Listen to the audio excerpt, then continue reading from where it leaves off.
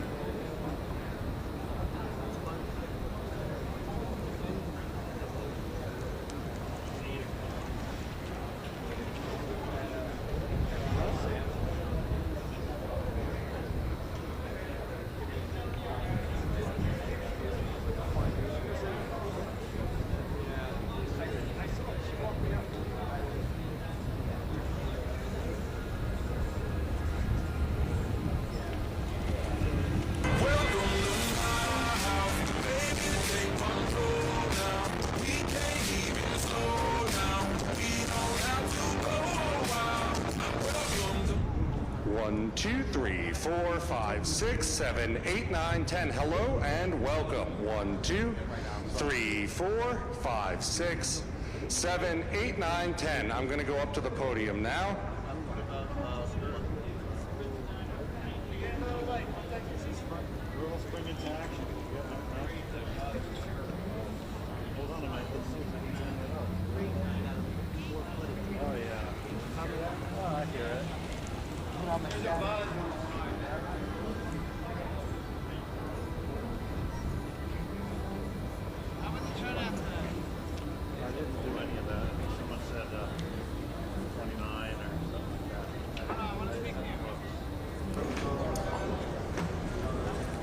One, 2, 3, 4, 5, 6, 7, 8, 9, 10. Podium mic. 1, 2, 3, 4, 5, 6, 7, 8, 9, 10.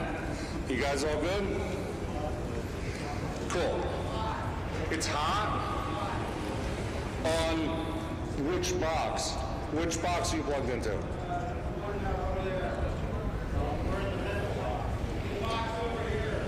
That middle box is line level.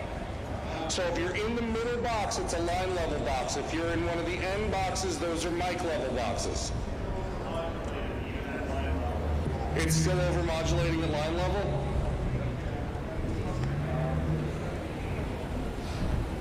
One, 2, 3, 4, is that better? 5, 6, 7, 8, 9, 10. Hey, 1, 2, 3, 4, 5, 6, 7, 8, 9, 10. Hello and welcome. Better? It's borderline. You could come down a little more.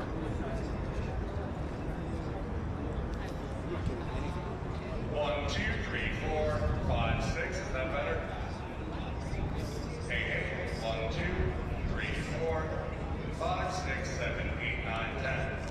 Hello and welcome. That's good. Cool. Everyone sees audio, everybody's good?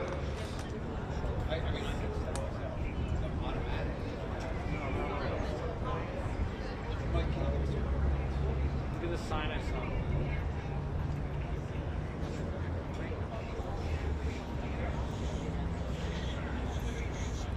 What do you want me to do? You might fight back.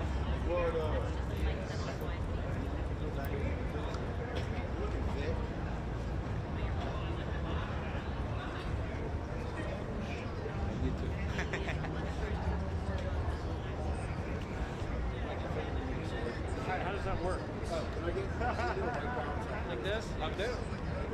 Yeah, that's going to be too small. Yeah, just right there. But this is from this hot light. Don't do that. Well, I mean, that's why I turned it on. White balance to that. 34. Not up on the bow. Up there? Yeah. Well, show light isn't on anymore. It was on before.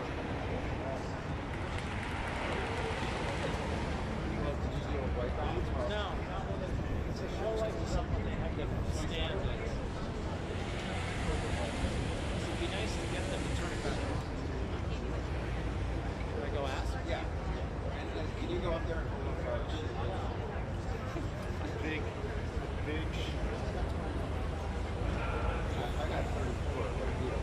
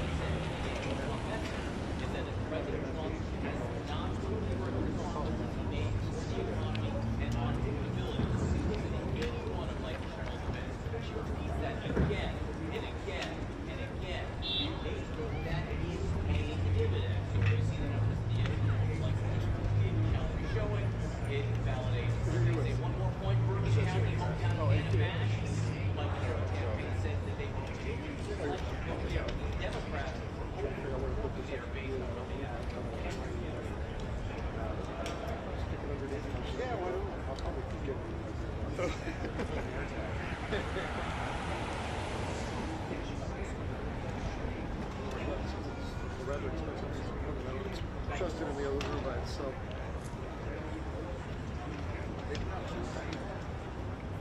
No, we're no chicken so hanging like that. No chicken.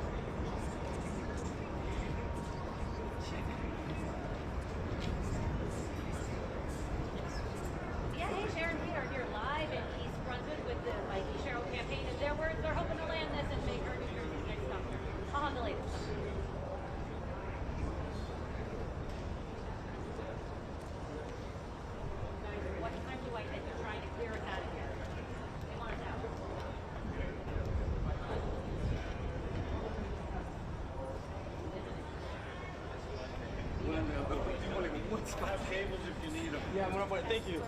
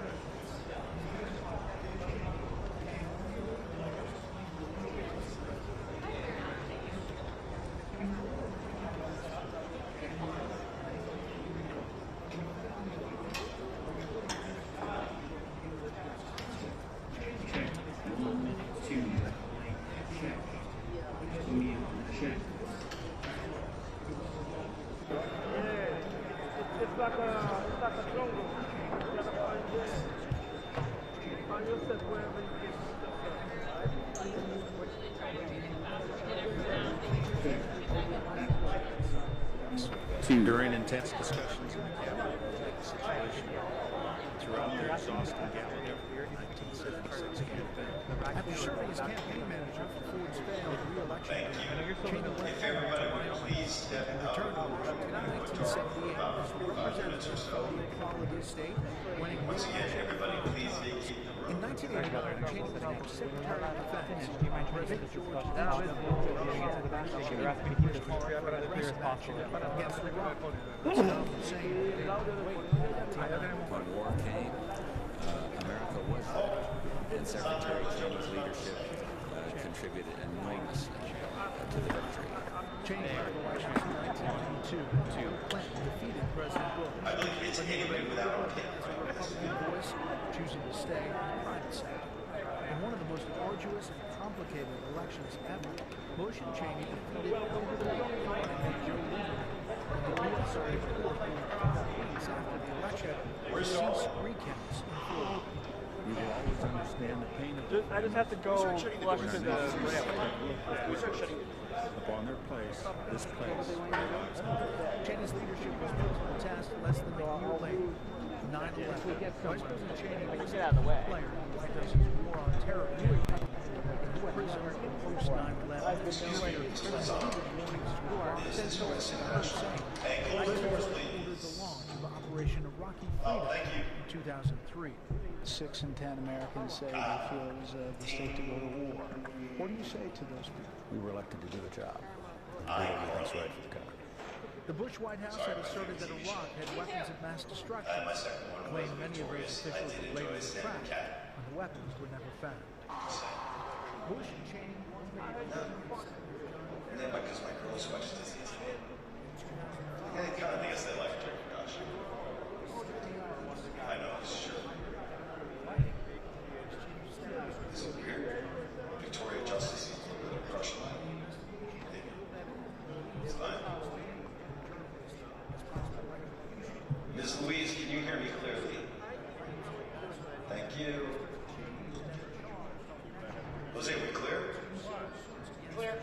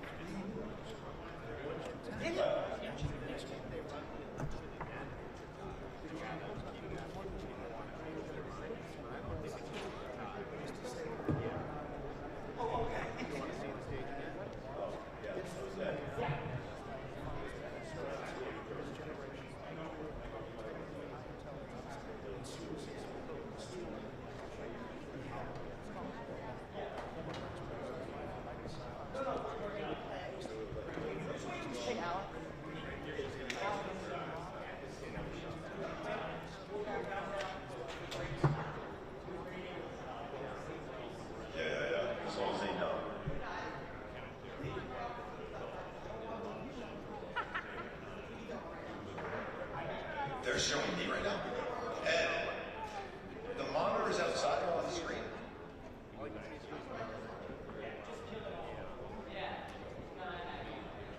Well, yeah, kill it for outside. All right, guys. I do have to. No, somebody just go outside and turn the TVs off.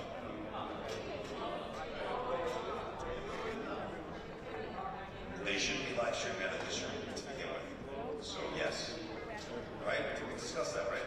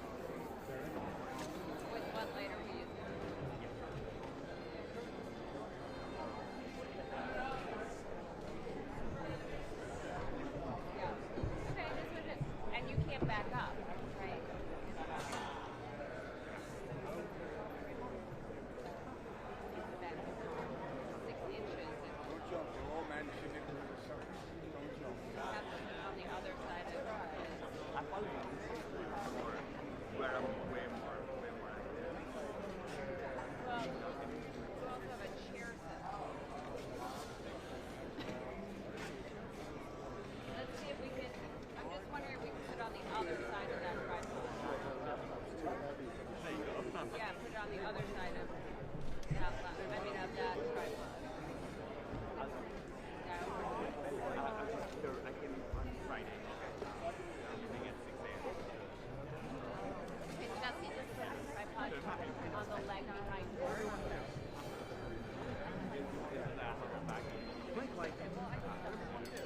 And that buys me like 2 more. Sure, but it's fine if he's What's your percentage?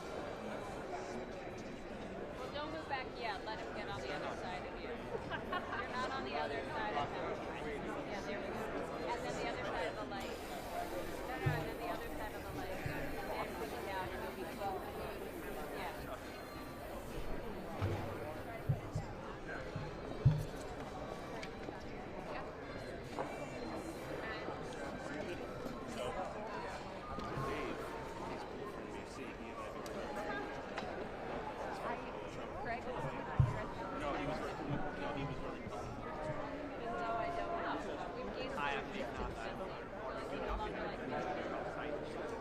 No, I like it.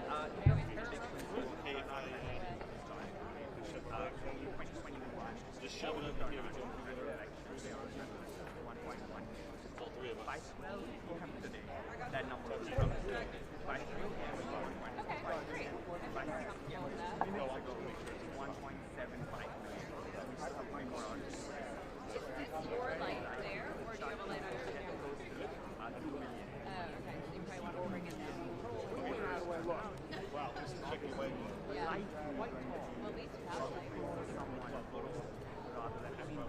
Because there are a lot of voters who aren't sort of as confused about Cuomo himself as much as they dislike Zohran Mamdani.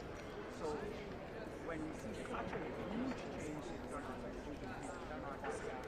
it does bode well for Mamdani. And so now you have a lot of analysts who are looking at the demographics of voting. So in terms of early voting, My way? Miss Warren. Hi, Linda. I can't wait to stand next to your long leg. What's that? I can't wait to stand next to your long leg. I'll put my heels on. That's all right. I'll put my sneakers on. No, I'm not going to put heels on now. I saw you outside. I saw you here. I know you were in front of me. I would say it's looking way Wait, were you wearing a red jacket? I was. I left it outside. And, you know, I got it equal opportunity.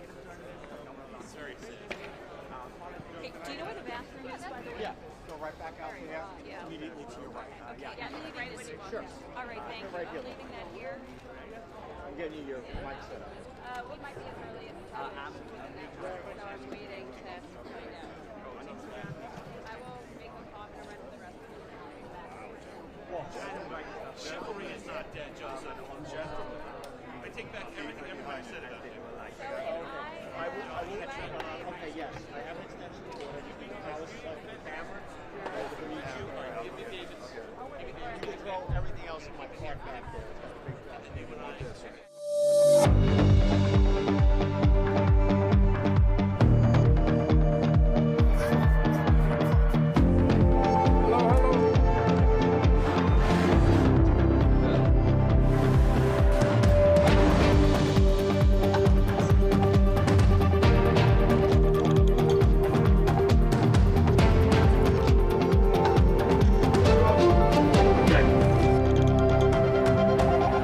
From the Associated Press, this is Election Night 2025. Live from Washington, here is Meg Kennard.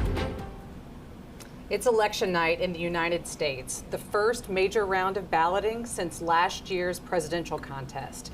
And the key races up for grabs tonight could forecast Americans' political feelings headed into next year's midterms. I'm Meg Kennard, here live at our Election Night Control Center in Washington, where AP's Decision Desk will call races across the country tonight, from governor's contests in key states to ballot measures, special congressional elections, and municipal races in some of America's biggest cities. We will have live images coming to you all night from AP journalists across the country, following candidates and their supporters as voting wraps up and the counting begins. Also, throughout tonight's coverage, you'll be seeing 4 boxes on your screen with the live video coming in from our AP teams across the U.S. They will be showcasing the 3 top races we are covering, which you can see right now. In the upper right, you'll be seeing images coming in from the New York City mayor's race. In the lower right, the Virginia governor's race, and in the lower left, the New Jersey governor's race. We have 20 live cameras across the country covering you from the East Coast to the West Coast. And we will also be bringing you information on polls as they close across the states voting tonight, as well as AP race calls, as winners are declared by our decision team here in Washington. Joining me throughout our live coverage tonight is AP White House correspondent Zohran Mamdani. Zohran, hello. Happy election night. Happy election night to you. I always feel good if it's election night in America. You and I are right here. Where else could we be? Where else could we be? Let's take a look at the map of everything that's happening across the country tonight and kind of get our bearings. You can see now states highlighted in green. Those are where we're watching key races, and some of the first polls will be closing within the next half hour in Virginia and Georgia. In Georgia, that's where residents of Atlanta are electing a new mayor. So, Zohran, can you set the table for us briefly, just taking the big picture, the big look across the country, kind of what we're looking at tonight? With such narrow House control, redistricting has kind of taken over this election. So let's start with California. Proposition 50, a Democratic push to redraw 5 districts and essentially strip them of being GOP seats. Democrats only need to gain 3 seats in the House in next year's midterms to take House control. Republicans obviously trying to hold on to it. They had already mounted their own redistricting battles across the country, including in Texas, which is kind of where it got off to a start. And Texas, by happenstance, has the only congressional race of the night, and that's a special election to replace Democrat Sylvester Turner, who passed away earlier this year. Right. Okay. So a little bit of congressional mixed in with some of these other races that we're following. So now let's go specifically to the East Coast, and those are where some of the bigger contests that we're following tonight are happening. On your screen, you can take a look at this map. Those states highlighted in green, those are the gubernatorial race states of New Jersey and Virginia. That big red circle, that's New York City, which has tonight's marquee contest, that mayoral race. So thinking about these gubernatorial contests, particularly Zohran, just kind of remind us what's at stake tonight. 2 of them, New Jersey and Virginia, the only 2 states in the country that elect their governor the year after a presidential race. And they have both been kind of a bellwether. After that first year of a presidential administration, they historically have voted in a governor of the opposite party that holds the White House. So a lot of attention, really more than usual, nationally has been paid to both of these races. You have Abigail Spanberger, who's a Democrat congresswoman from New Jersey, running against the lieutenant governor, Winsome Earle-Sears, who would become the first black female governor anywhere in America if she were to win. Either way, Virginia will get its first female governor. Then you look at New Jersey, Mikie Sherrill, another Democrat congresswoman, taking on someone Donald Trump has backed very heavily, Jack Ciattarelli. He's a state lawmaker. He had once come out against Trump. The president now strongly, just a few minutes ago, urging supporters to back him. This essentially becomes a referendum on what these first 9 months or so of the Trump administration have looked like to a lot of Americans. Always interesting to get those first looks, and this being our first major round of elections since Donald Trump's return to the White House. So we're seeing it right there, and we'll be keeping a close look. And he, of course, has had an outweighed presence in all of this. Absolutely. Thank you, Zohran. We'll be diving more into all of those races tonight. We'll return you now to our live pictures from across the country, including right here in Washington, where we have a live look at our AP Washington newsroom. That's where our race callers will be hard at work tonight, analyzing voter data, and where we will be going live later for a conversation about AP's role on election night. As you can see otherwise on your screen, we continue to have live pictures from New York City campaign rally for Zohran Mamdani, as well as a shot from the Virginia governor's race and also Andrew Cuomo's campaign rally site there in New York City. We will be back to speak with some of the AP reporters on the ground covering that marquee contest tonight, the New York City mayor's race. Back soon.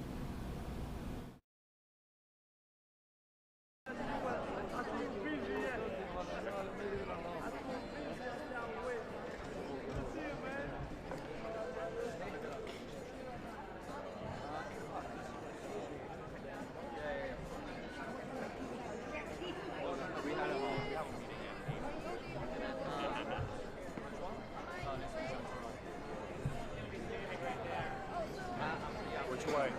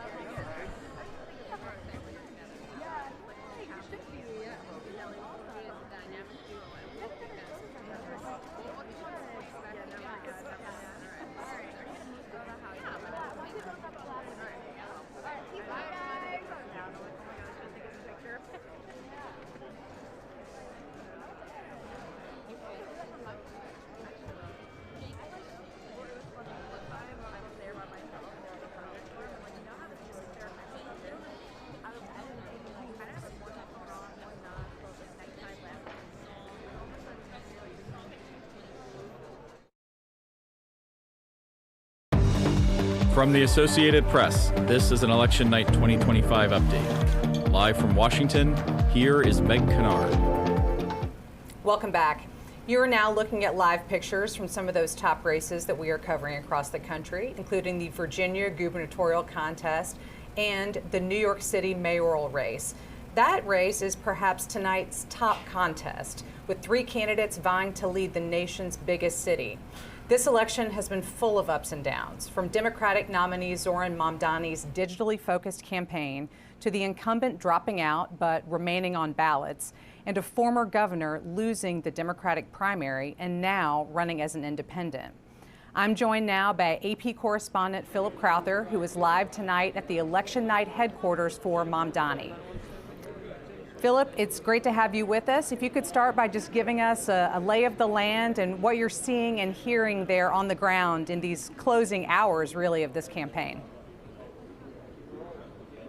Yeah, quiet here right now inside the ornate Paramount Theater in downtown Brooklyn. No members of the public, no supporters of Zohran Mamdani, the 34-year-old state assembly member, have arrived here yet. There are a lot of members of the media here, though. There is huge interest in this New York City mayoral race. We don't expect to see Zohran Mamdani for another few hours yet because, well, first of all, voting is still underway here in New York City until 9 p.m. Eastern time. It began at 6 a.m. this morning, and all indications are that turnout is very high indeed. The latest numbers come to us from 6 p.m. local time here in New York City, from the New York City Board of Elections, that says that 1.7 million New Yorkers have cast their ballots so far. That's the largest number in a New York City mayoral race in the last 30 years. There was early voting also here in New York City that was very popular. Today, on this election day here in the city, we saw 2 of what is considered a 3-horse race. 2 candidates cast their ballots in the city today. That was, of course, Zohran Mamdani, the 34-year-old, very much considered the front runner in the latest polls over the last few weeks. He cast his ballot in the borough of Queens, and his closest competitor, who he beat, of course, in June in the Democratic Party primary, that's Andrew Cuomo, the former governor of the state of New York. He cast his ballot in Manhattan. There is one more candidate, that's the Republican Curtis Sliwa, in again what is considered a 3-horse race to become mayor of New York City. As I mentioned, interest in this contest here in New York City is huge. We have seen this turn from not necessarily a local race, but certainly not a national one, into a race with national consequences and certainly national interest. And here tonight we are seeing international interest as well, with media members from around the world here in Brooklyn tonight. In fact, what we see here around us is more akin to a national primary contest or even a presidential candidates rally in terms of how many people we are seeing here tonight. It's a really big night for the Democratic Party, who will find out whether a Democratic socialist will become the next mayor of New York City. And from here, we will also be bringing you the analysis of how Democrats are doing in the other races in the country. You already mentioned the races for the governorship in Virginia and New Jersey, 2 of the most important races tonight on this election night. Thank you so much, Philip. And you're right, we will be coming back to you later for more analysis in this and other contests. So thank you so much. Looking forward to that as well. Next up, we are going across the river to New Jersey, where the governor's race has at times been a bellwether for how voters are feeling about the party of the sitting president. AP correspondent Mike Sisak is live at an event where supporters of Jack Ciattarelli are gathering on this election night. Hey, Mike, it's really good to see you, too. Now, I'm hoping you can kind of do the same thing for us and give us a sense of how the closing days of this campaign have been going and what you're seeing there tonight on election night. Good evening, Meg. Yeah, we are here at Jack Ciattarelli's headquarters in Bridgewater, New Jersey. Much like at the venue where Phil is, no supporters yet in the room. It's all media here gathered doing reports as we await the closing of polls at 8 p.m. Eastern Time. But there are many supporters at this hotel gathered in the lobby, a festive mood as the last votes are cast. Jack Ciattarelli is the Republican candidate. He's facing off with Mikie Sherrill. This is an open election. Phil Murphy, the incumbent governor, is term limited. He's serving out the remainder of his second term and is not allowed to run again. So you have Jack Ciattarelli making his third attempt to become governor of New Jersey. He lost in a primary in 2017, and he lost to Phil Murphy by just 3 percentage points in 2021. And then you have Mikie Sherrill, who's a U.S. representative, member of Congress. She represents the suburbs in northern New Jersey. She's been in Congress since 2019, and she's even been talked about as a potential candidate down the road for the White House. But as you said, this is a potential bellwether referendum, not only on the president's party, the Republicans, but also on Democrats. In this race, in the last few days, President Donald Trump held a telephone town hall in support of Jack Ciattarelli. He called Ciattarelli a great candidate. And one of the key issues in this race is the cost of living, particularly the cost of energy. And Donald Trump said that Jack Ciattarelli, to him, is the best candidate, the best person he knows on energy that isn't involved in the energy field. And he also said, without citing any evidence, that Jack Ciattarelli will bring down energy prices for New Jersey homeowners by half, whereas he accuses Mikie Sherrill of potentially raising those prices by double. Now, Sherrill, she is proposed an emergency order, one of her first acts as governor, if she's elected, to freeze energy costs from being hiked. That is a critical issue in this race. And she's also focused on fighting Trump. So again, we go to that theme of a referendum on Donald Trump. One of the issues that she has seized upon is Trump's decision to freeze funding for the tunnel linking New Jersey and New York City, the Amtrak rail tunnel. So polls close at 8 o'clock in New Jersey, and we will be watching the votes here from Jack Ciattarelli's headquarters in Bridgewater. Thank you so much, Mike. We will keep an eye on that and be back to you to get more information tonight, as well as keep our eyes peeled for those poll closings coming up, like you mentioned. The AP has played an important role in U.S. elections for nearly 180 years. With that in mind, we will return you now to our live look at AP's Washington, D.C. newsroom. This is where our decision desk is going to be making the calls that declare winners in tonight's elections. And in just a few moments, we'll be bringing you rare live access to that newsroom, where we'll learn more about what goes into these decisions from Sagar's conversation with Washington Bureau Chief Anna Johnson. After the break. See you in a moment.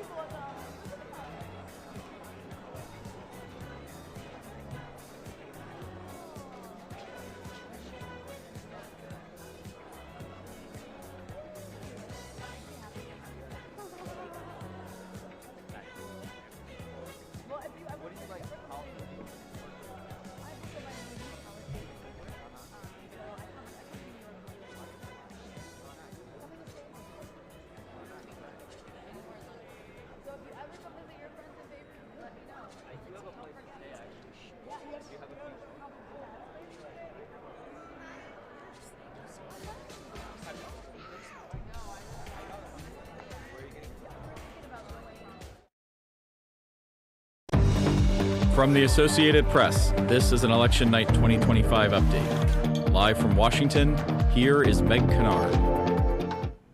Welcome back. The Associated Press has long been known for our coverage of U.S. elections. Sagar is downstairs in our AP newsroom with Washington Bureau Chief Anna Johnson for a conversation about the role that AP plays in United States elections. Sagar, take it away. Election night, obviously a big night on the calendar every year. It is the biggest night on the calendar here at AP Washington, and the person who knows best how to tell us exactly what goes on behind the scenes. How do these races get called? Anna, give us a sense of all this activity and what it'll be like for the next few hours. Yeah, so we are in the Washington Bureau. This is where it all happens on election night. Behind me you see reporters, editors, producers, all working on the coverage of all of these races around the country. We also have our elections team, and what that means, we have our race analysts, our vote count team, and of course our decision team, who they tally up the vote, they analyze the vote, and they will declare winners in these races tonight. We always call this internally the AP's single biggest act of journalism. For a company that does incredible amounts of journalism every day, what is the scope of this and the tradition, and what does it mean to the AP and to everyone here to be able to pull this off, essentially? Elections are just a fundamental part of the Associated Press. We've been calling races since 1848, so a really long time. And, it is one of those events that it truly is sort of the single largest act of journalism. The whole company gets involved in our elections coverage in some way, shape, or form. And so on election night, it's always a special place to be here in the Washington Bureau and to see and be part of all of this. Obviously, this is an off-year election, so it's a little smaller than what you might see in a midterms or presidential election when we're calling, 5,000 contested races. It's a bit fewer races this time around, but it's still just a huge part of who the AP is. And this is not just for internal use. This is not what we're putting on the wire or on the radio or on TV. This is going out. What we call here is going out all over the place. Absolutely. Obviously, it's on our platforms, but we have customers all over the United States and all over the world who depend on the Associated Press, on our coverage, and of course on those race calls. They really do. And so once the AP calls a race, you'll see that all over the world. We've got poll closings coming up, so we will let you get back to it. Thank you so much, Anna. Thank you. A lot more votes to come in, a lot more races to call, and we will have it all for you later on after we get back to Meg Kennard. Thank you, Anna, and thank you, Sagar. We will be utilizing and relying on information coming from that newsroom all night on this live stream, and we thank you so much for that. We will be back with you near the top of the next hour as polls start to close on the East Coast, and as we draw closer to some of tonight's first AP race calls. We will return you now to live pictures across the country, including New York City and Virginia, where we have images coming into us now from Democrat Abigail Spanberger's campaign. Polls will be closing soon in Virginia, and we will be bringing you more information on that contest as this live stream continues. Back with you soon.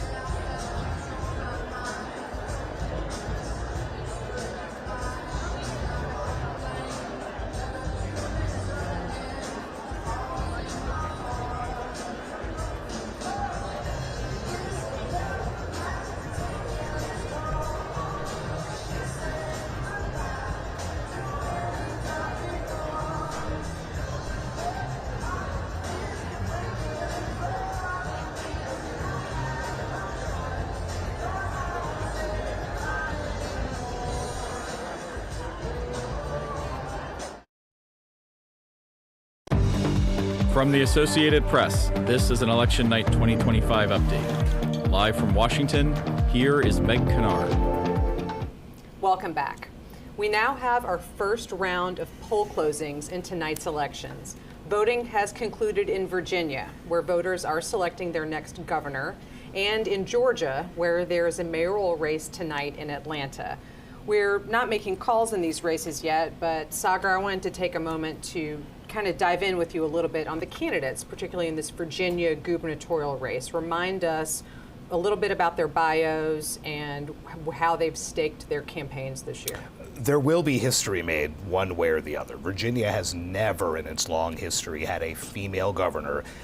It will be one of these two candidates. You have Abigail Spanberger. She's 46. She's a sitting member of the House of Representatives.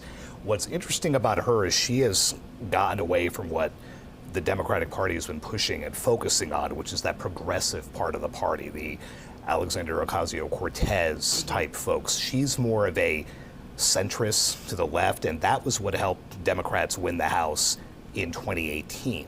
She is banking on that same approach, helping her win here. And Democrats are watching to see if that message resonates, if that's something after being beaten so badly a year ago, would that kind of approach, would that shift help them replicate that come the midterms?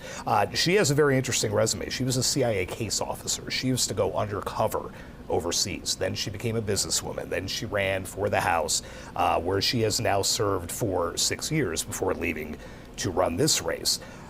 She had Barack Obama campaign with her over the weekend, the biggest name in Democratic politics. Right. Contrast that with Winsome Earle-Sears, who is the sitting lieutenant governor, staunch conservative, backs Donald Trump.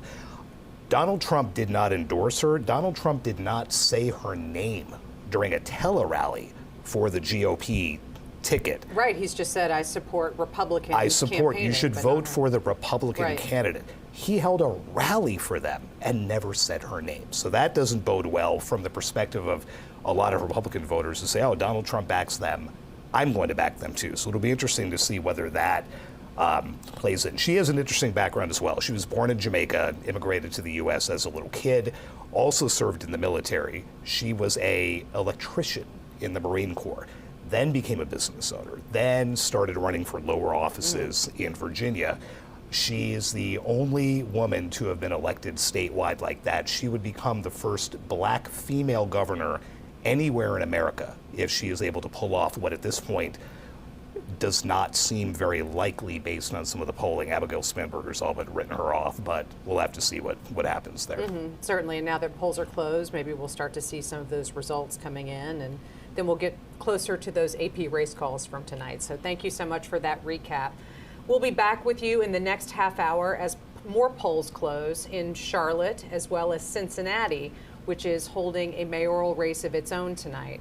We will also keep watching live video from tonight's major races, including New York City, as you see on your screen with that top mayoral contest tonight. We're also going to bring you some live pictures from Houston, where voting is going to be wrapping up in the next couple of hours, but we are seeing some long lines outside this polling location that you see as folks are getting off work and stopping by their polling place to cast their votes. We'll be back with you soon.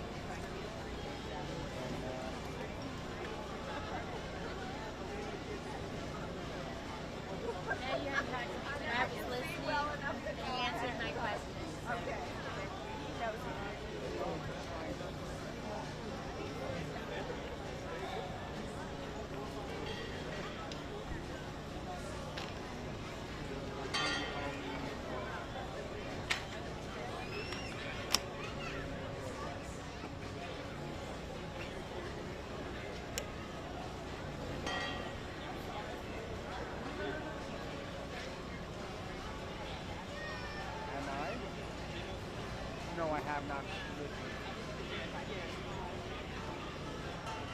They know that.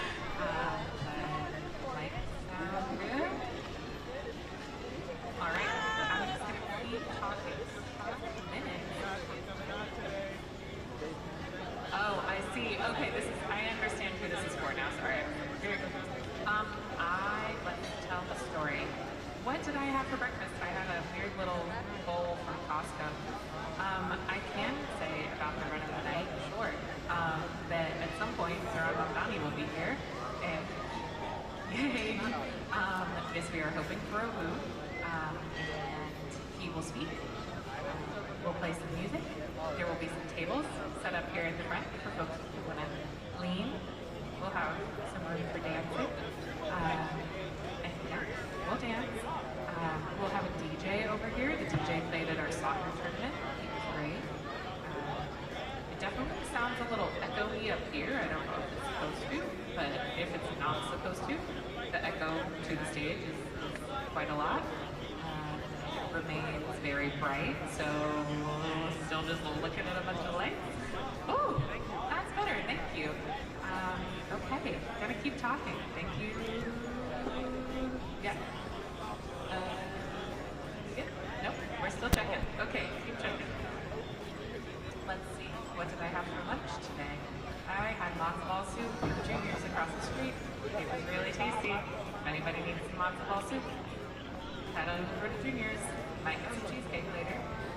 Oh boy. Yep. Can somebody yell if you still need me to be talking and I'll keep talking?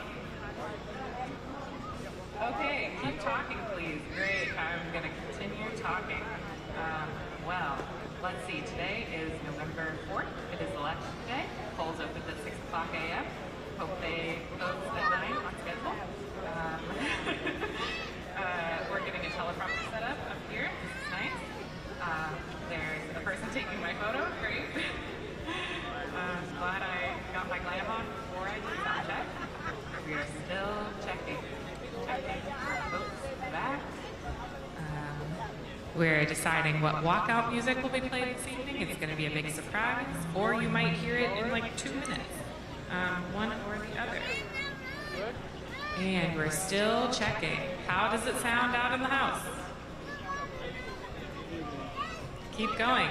Okay. Wow. Thank you, Corey. Hello. All right. We're checking. We are at the Zohran Mamdani election night party here at Brooklyn Paramount, which is located in Brooklyn on Flatbush Avenue. What other fun facts do I know about this building? The ceiling is very pretty. You should look up if you haven't looked it up yet. The ceiling in the lobby, also very pretty. Lots of different lights you can put on that.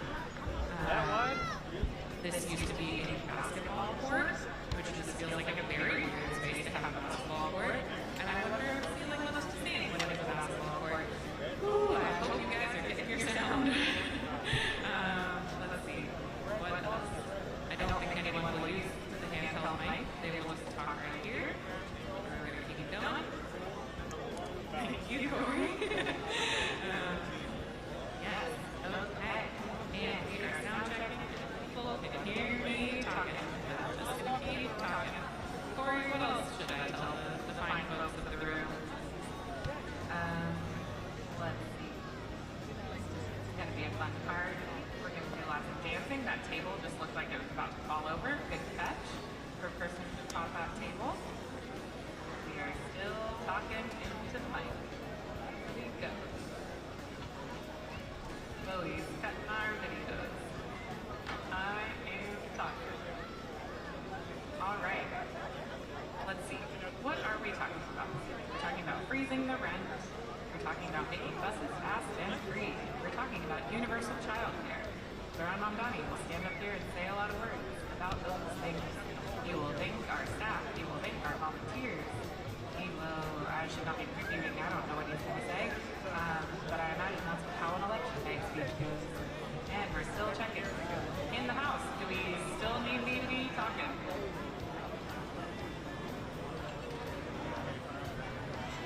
All right, I think we are done sound checking.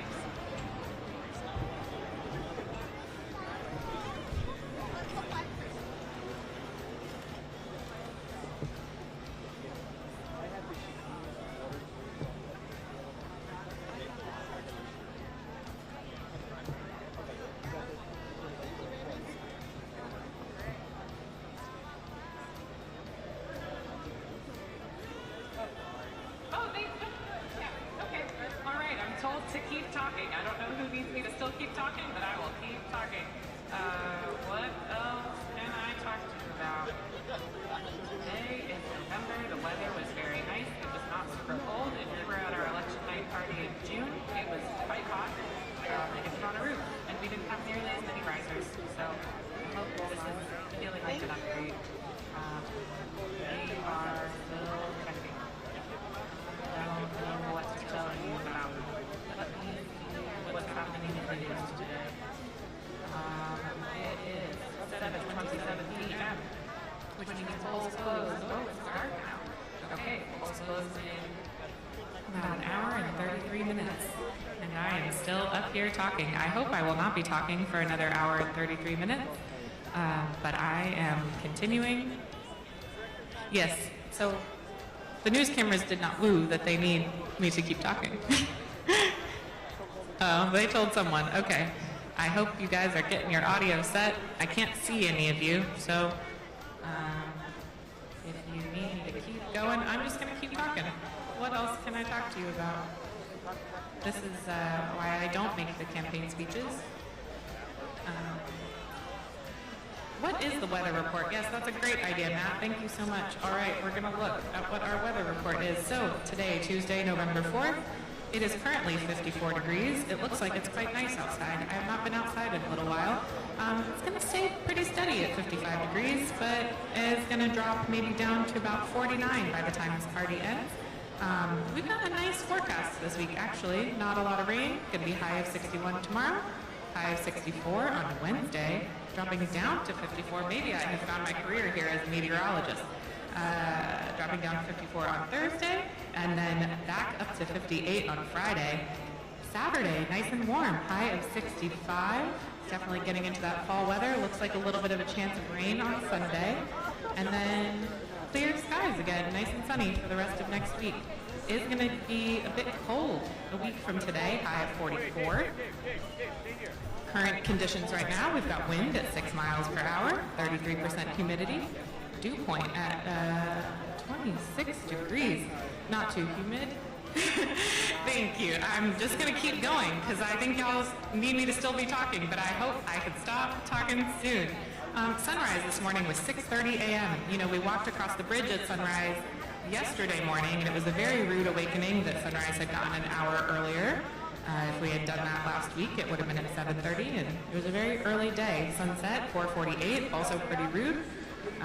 Not the end of the world, though. Let's see. Currently, UV index 0. I think it's dark outside. And pressure, 30.13.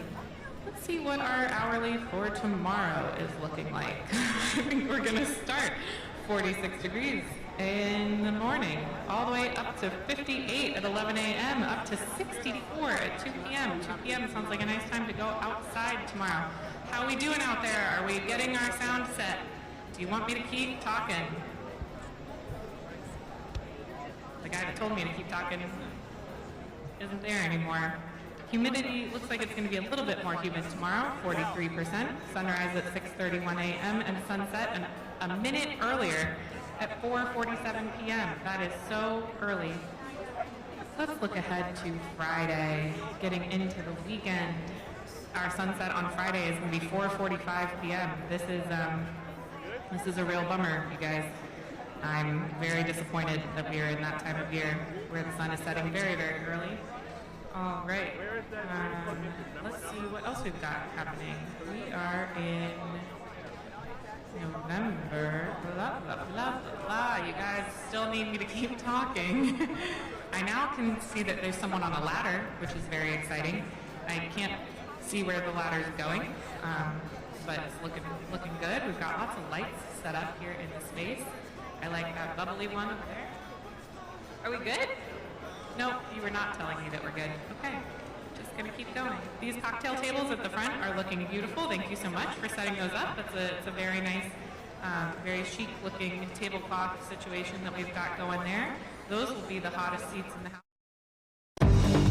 From the Associated Press, this is an Election Night 2025 update. Live from Washington, here is Meg Kennard.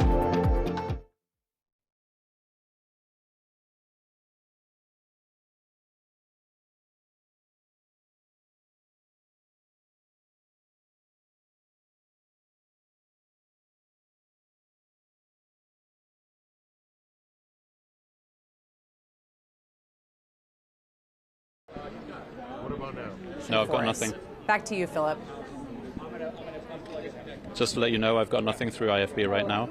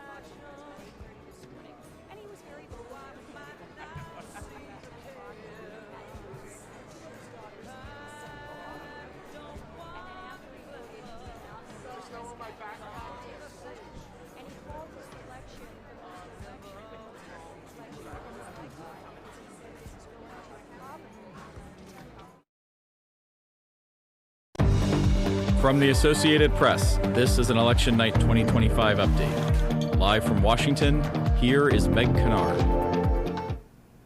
Welcome back. And we have Philip Crowther back in New York City, where he's been covering the mayoral race for us this evening, and we're going back to him for some more information. So, Philip, back to you. Yeah, and it's great to be with you from the ornate Paramount Theatre here in downtown Brooklyn.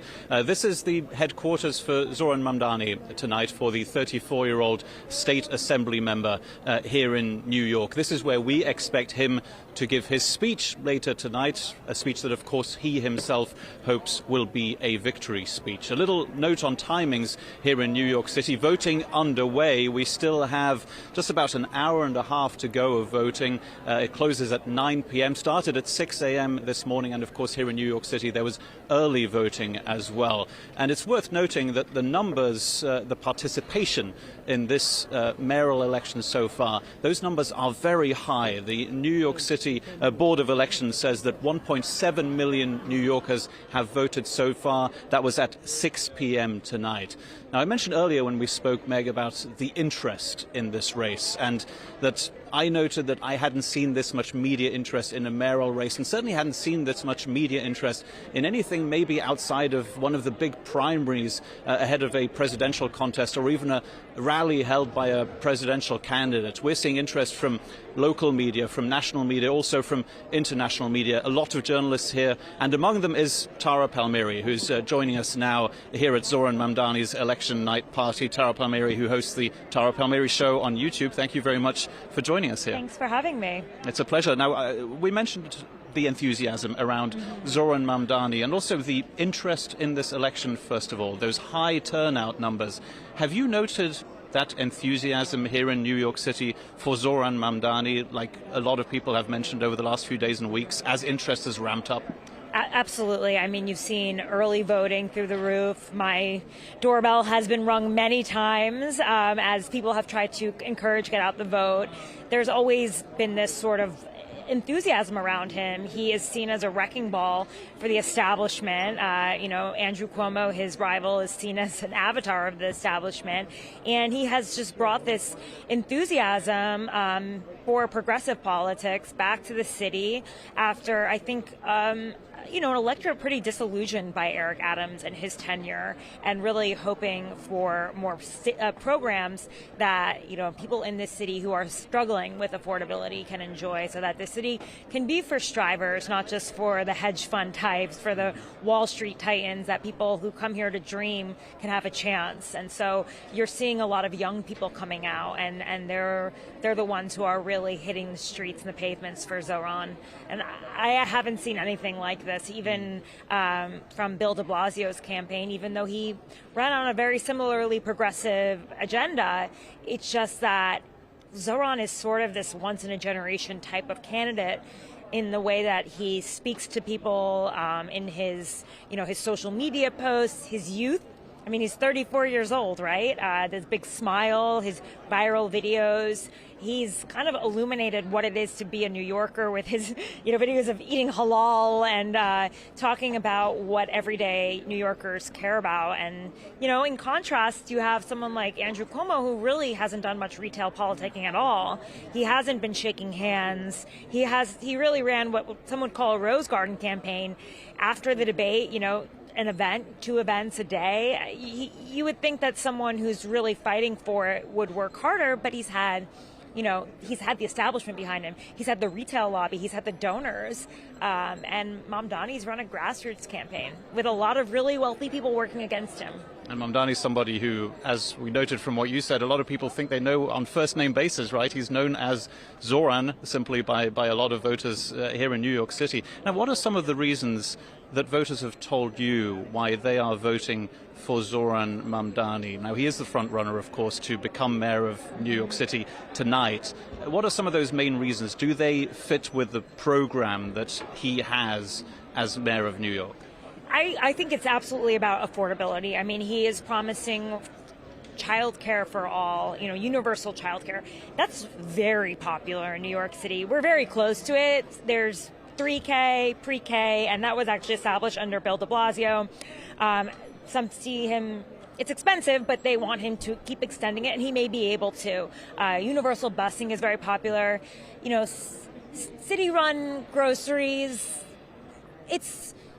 it's never been done before. I mean, they tried to do it in Kansas. It didn't work out too well in Kansas City, but if New York can't do it, he's only suggesting 5. He does say he wants to raise corporate tax rates and the tax rates on wealthy individuals, but that would have to go through the state, and I don't think that Kathy Hochul would do that in an election year. She's the governor, she's up for re-election. But I do think she's going to be supportive of a lot of these progressive ideas, because it was New York City that really helped her squeak out a win against Lee Zeldin in the last race, and she's going to need progressives to help her get over the line in the next election. So she needs Zohran Mamdani, and that's why you saw her campaigning out there with AOC and Bernie Sanders recently, and then there's Kathy Hochul, this kind of center-left Democrat. It was a little odd, but she's clearly aware that she needs this constituency to win, whereas, you know, Hakeem Jeffries, the minority leader, neighbor, a little bit careful about endorsing. Chuck Schumer still has not endorsed, and I think that just shows you how threatened and worried the Democratic establishment is about a Democratic socialist running a city of 8 million people, which is as large as Virginia, the other election in this tonight. So we'll see how he does. 2 million people coming out, that's a lot. That's huge turnout. I don't think I've heard of that in my entire time covering city politics. I used to be a City Hall reporter for the New York Post, certainly not in the elections that I covered. So we'll see what the numbers are like. Everyone's just looking to see if he pushes over 50%, and if he's able to do that, that means his mandate will certainly be stronger, and he could make arguments to the state senate and to the city council to really approve some of his broader and far-reaching agenda. You've covered quite a few races for mayor here in New York City, and the administrations of Bloomberg and de Blasio. In how far would you say this race, this time around, is different to other mayoral races that you've seen in this city? I think by the third term that I covered for Mayor Bloomberg, people were a little bit over it. He had to spend a lot of money. He ran as an independent. They sort of begrudgingly took him for a third term, right? There wasn't a sort of enthusiasm. When I covered Bill de Blasio, you know, I think there was excitement, but I think, you know, he leaned into having a biracial family, and that was kind of cool and different. Go with the fro was his campaign based on his son's fro, and he had this very progressive agenda as well, but he didn't really spark a national interest in the way that Zohran Mamdani has. And so I think what you're seeing right now is just like a surge of youth vote. And you know, there's the other part about it is that Zohran Mamdani is very controversial because of his stances on Israel, right? And you know, he said that if Bibi Netanyahu, the Prime Minister of Israel, comes to New York, he will arrest him for being a war criminal. This is a very controversial stance in New York City, a city where Bill de Blasio went to visit Israel. You know, Andrew Cuomo has gone to visit Israel.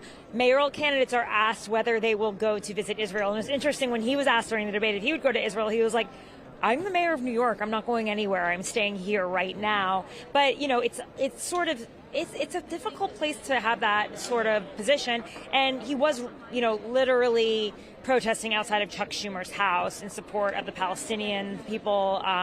And it's some of his comments in the past have made a certain white ethnic group of Americans in New York City, New Yorkers, uncomfortable with him, and have, I think, kept Andrew Cuomo in the race for as long as he's been running on an independent line. Well, certainly a race that's being watched very closely. We'll hear more from you throughout the night. That's Tara Palmieri, who hosts the Tara Palmieri Show on YouTube. Again, we'll be hearing a lot more throughout the night on this mayoral race here in New York City. Again, we do expect to hear from Zohran Mamdani, the 34-year-old state assembly member, on stage here at the Paramount Theatre later tonight. Of course, after polls close, that's at 9 p.m. local time. And Meg, of course, will be bringing you the updates from here throughout the night as soon as Zohran Mamdani is on stage. Again, he hopes that his speech here in downtown Brooklyn will be a victory speech. We are seeing slowly but surely his supporters arriving here, and they again hope to celebrate a victory here tonight. Thank you so much, Philip. We will be keeping a close eye on video coming into us from where you are there with Zohran Mamdani's campaign. We're also continuing to keep a close eye on some more of the live video that you see on your screen, including coming into us from Virginia, where polls have now closed, and so now the counting is ongoing in the governor's race. We are at the campaigns for both candidates, for Republican Winsome Earle-Sears, as well as Democrat Abigail Spanberger. So we will be bringing you those live images and keeping our eyes peeled for any incoming AP race calls as they are made. We will bring them to you. Back soon.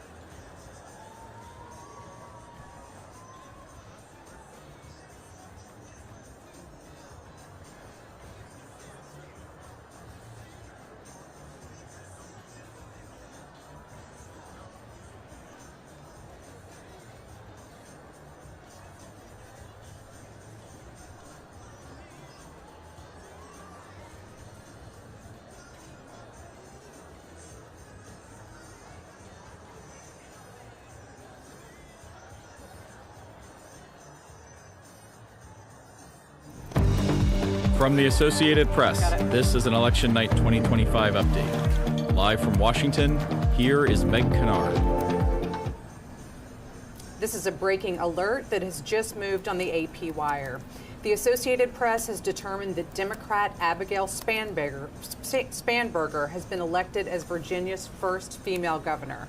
This call comes about an hour after polls closed in Virginia, the first in the wave of poll closings happening this evening across the country.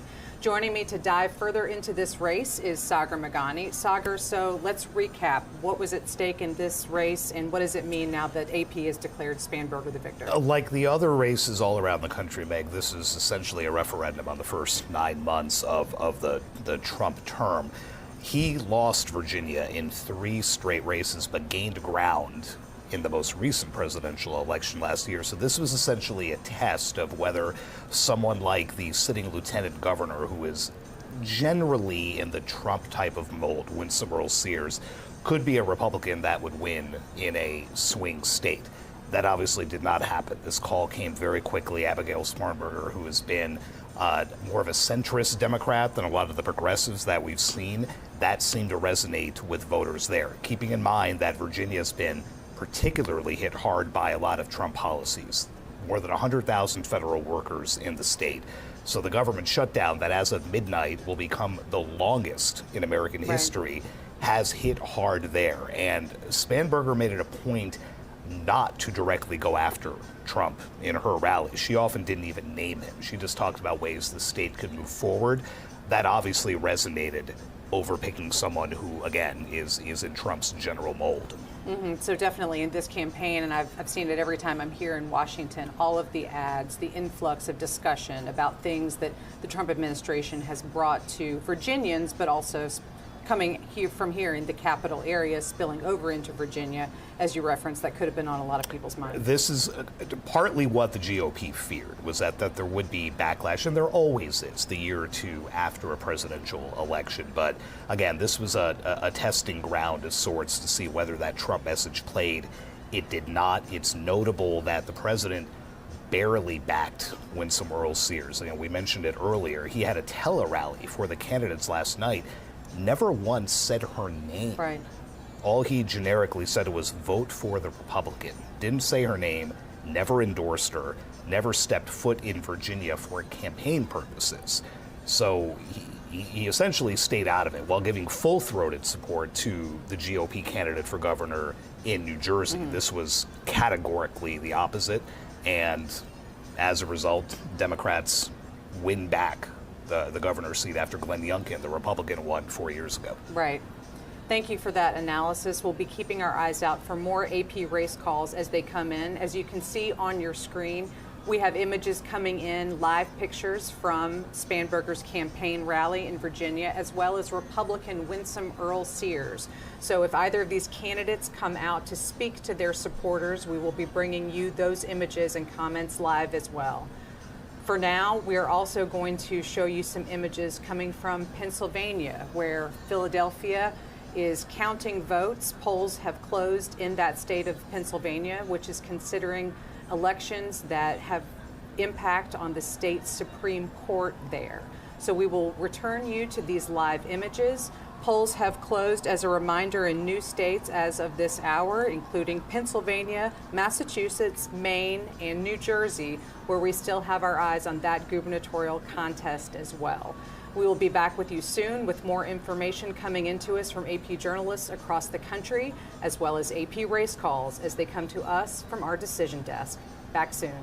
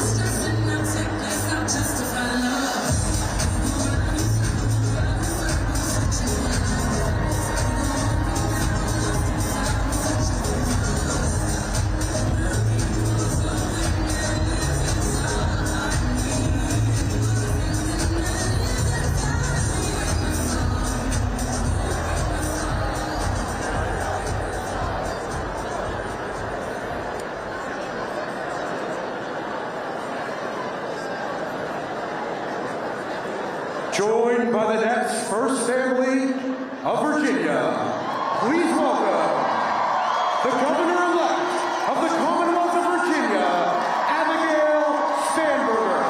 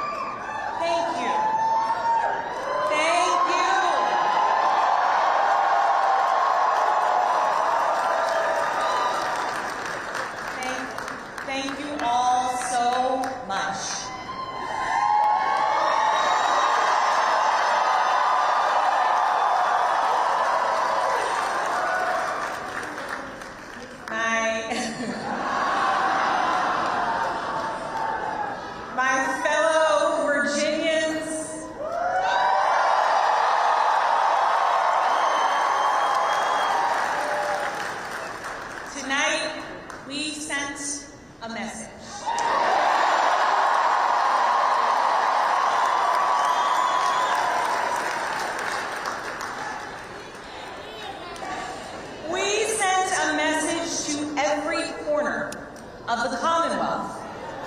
A message to our neighbors and our fellow Americans across the country.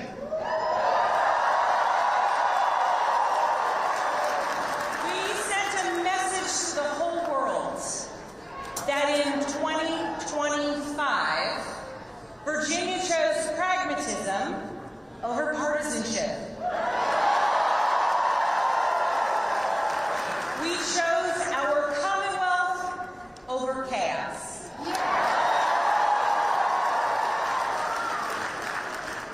You all chose leadership that will focus relentlessly on what matters most. Lowering costs, keeping our communities safe, and strengthening our economy for every Virginian.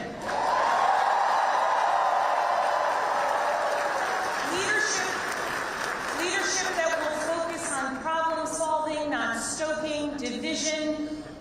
We chose leadership that will always put Virginia first. And Virginia, I cannot wait to get to work for you.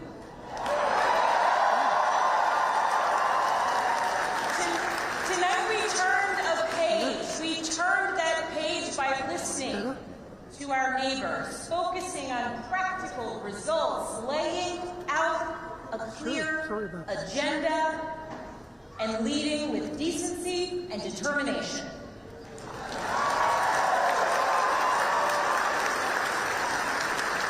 To everyone who helped us achieve this win, from the bottom of my heart, I thank you.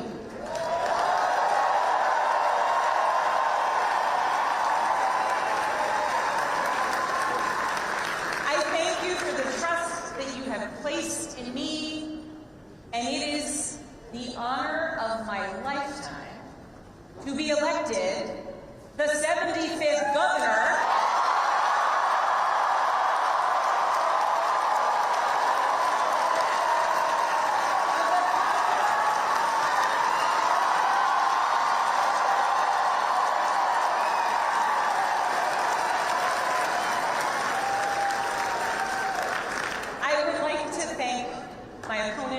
for a hard-fought race. The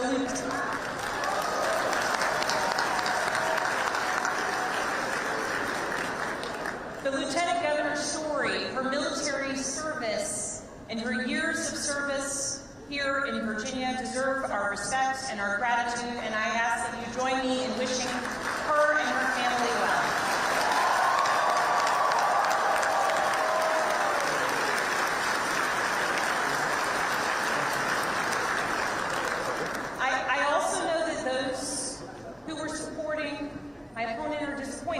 Today. And to those Virginians who did not vote for me, I want you to know that my goal and my intent is to serve all Virginians.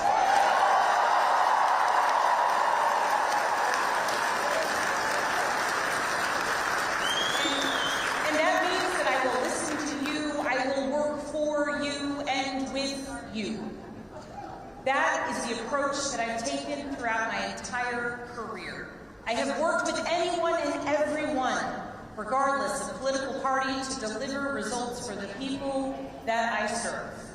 And that's because I believe in this idea that there is so much more that unites us as Virginians and as Americans than divides us.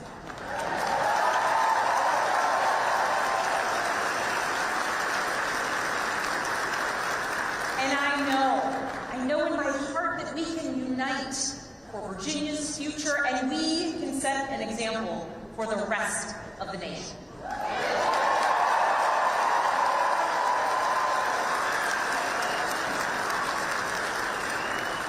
Our founders understood this from the very beginning.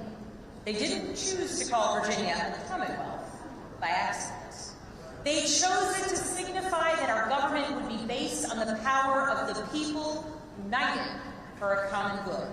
Not for a political party, not for a president, not for a monarch, but for a common good, together.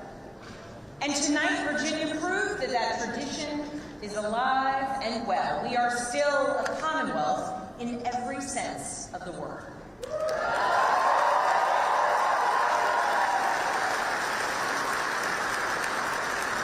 We are built on the things we share, not the things that pull us apart. And I am proud that our campaign earned votes from Democrats, Republicans, Independents, and everyone in between.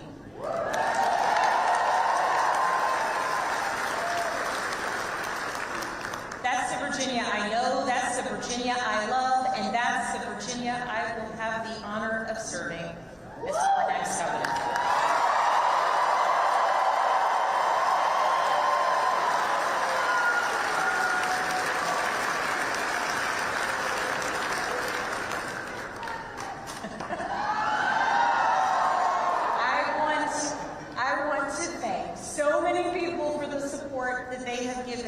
To our campaign.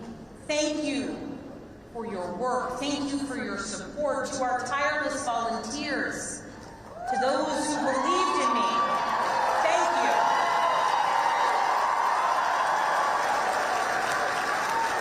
Thank you for devoting your time, your energy, your conviction to this campaign. Thank you for braving the weather, the heat, and then the cold, and then the rain, and then the sun.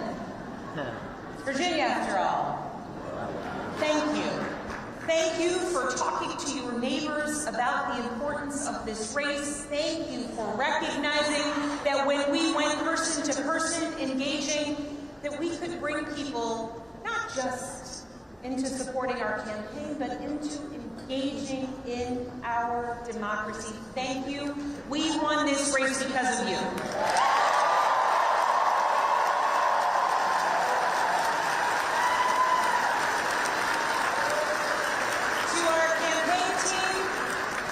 You're the best in the country.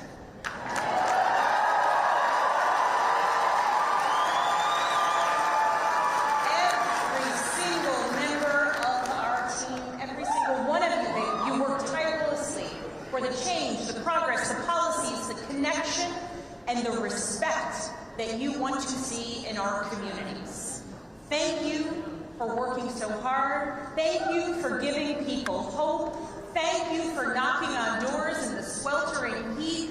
Thank you for showing kindness. Thank you for showing up in every corner of Virginia. Thank you for diving deep on policy. Thank you for capturing moments and the essence of our campaign. Thank you for reaching voters everywhere. And thank you for believing that Virginia could and would send a hopeful and joyful message tonight.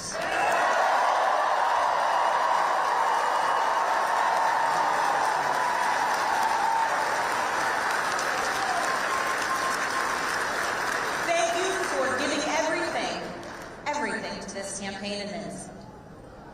And thank you to my family.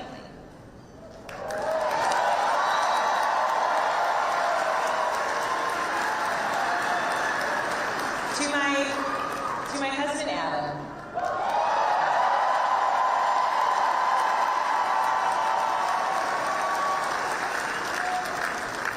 My partner in everything. I love you with my whole heart.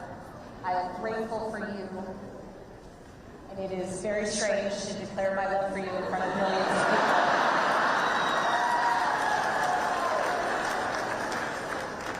But every adventure we have ever been on has been worth it because you have been by my side. I love you, I'm grateful for you, and I cannot wait to see what the next couple of years bring.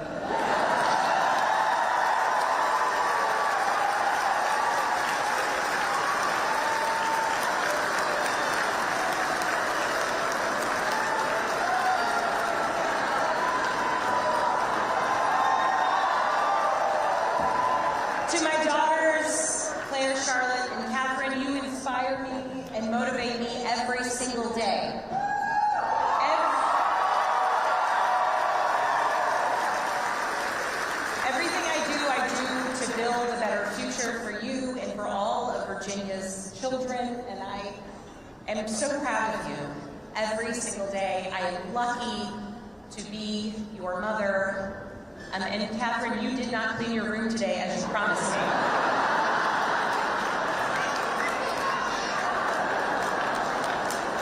She's working on it. If I was working on it, we wouldn't have won this election, okay?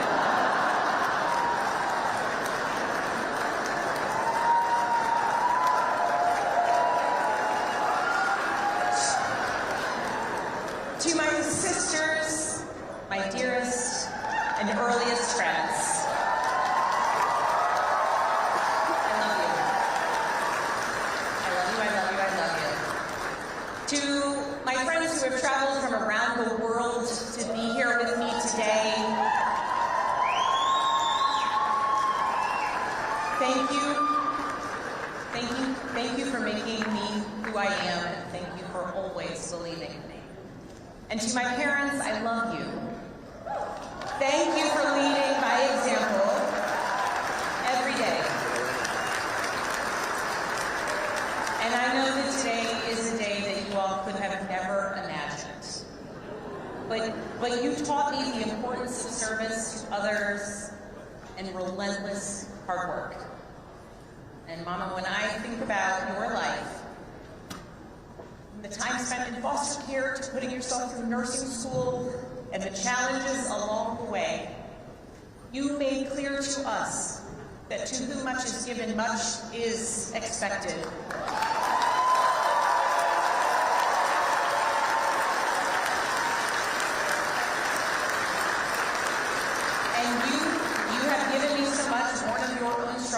your own challenges, and I know much is expected. Dad, thank you for your example of service and tireless devotion to family and country. Nothing has made me prouder than to follow in your footsteps, so many steps along the way.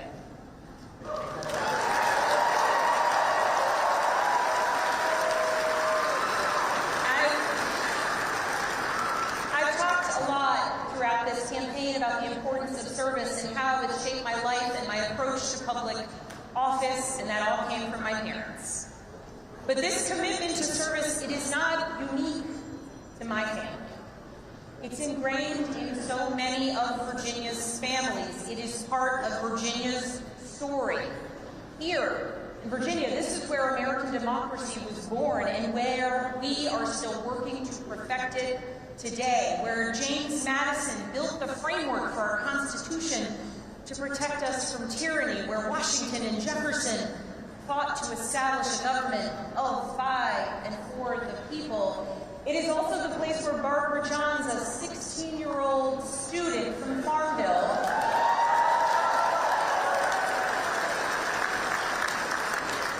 led a walkout of students that became part of the Brown versus the Board of Education case to integrate public schools.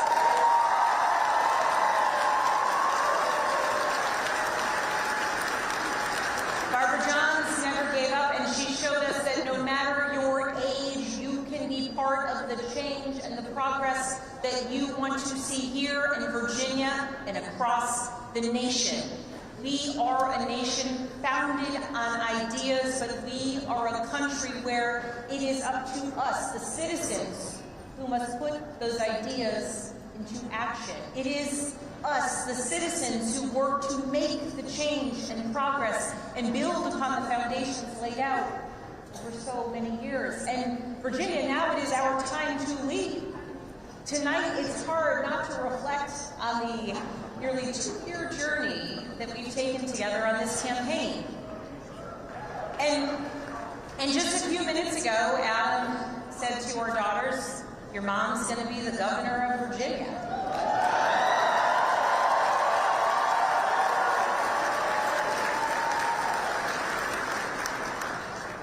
And I can guarantee those words have never been spoken in Virginia ever before.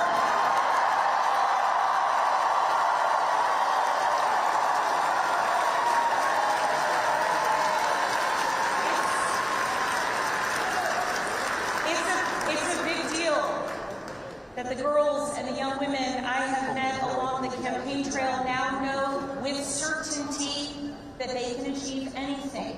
It's a big deal for the women older than I am, who forged the path, dreams, hard work, and in a belief that change and progress would be possible so that so many of us could follow in their footsteps in any career, in any role, in any challenge. The history Virginia is making tonight, it is yours. And I thank those who have come before me, and Mary Sheffield in particular.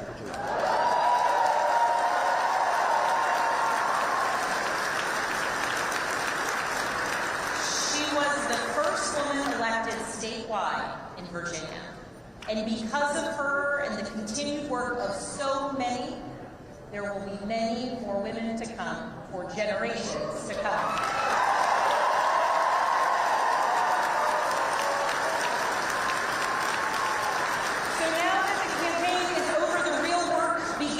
Because this was never about just winning an election, it was about what comes next. It's about the governing.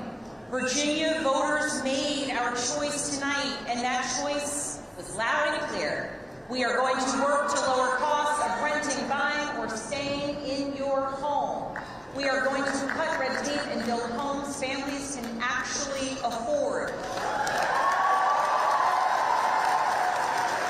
We're going to lower home care costs. We're going to crack down on predatory pharmaceutical practices and surprise billing.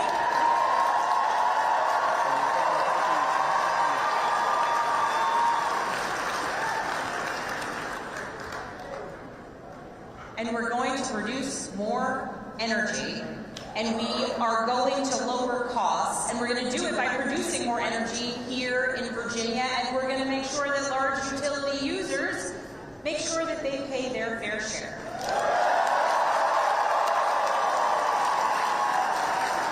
We're going to grow Virginia's economy by investing in apprenticeships and job training of the future. We're going to leverage AI and cutting-edge manufacturing to bring more capital investment into our Commonwealth. We are going to take politics out of our schools. We're going to make sure that teachers are well paid and well respected.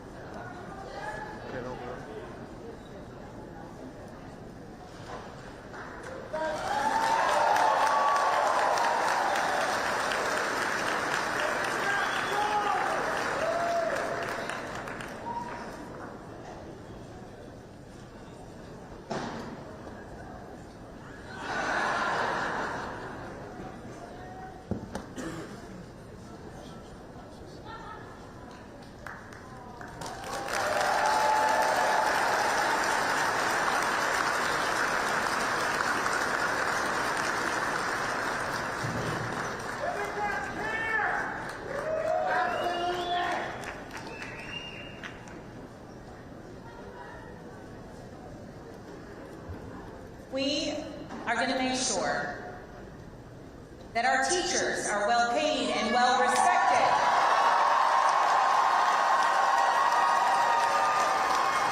So that our students can focus on actually learning and so that parents know that their children will succeed. And we are going to make our communities safer by providing the training, pay, and support that our law enforcement community needs and deserves.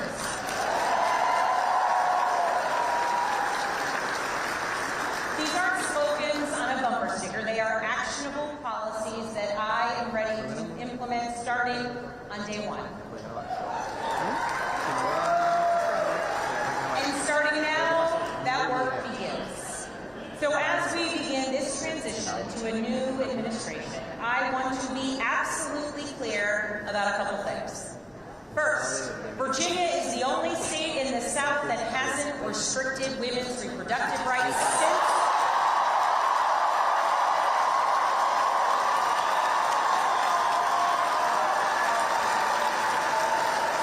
the Dobbs decision, and under my watch, it will stay that way.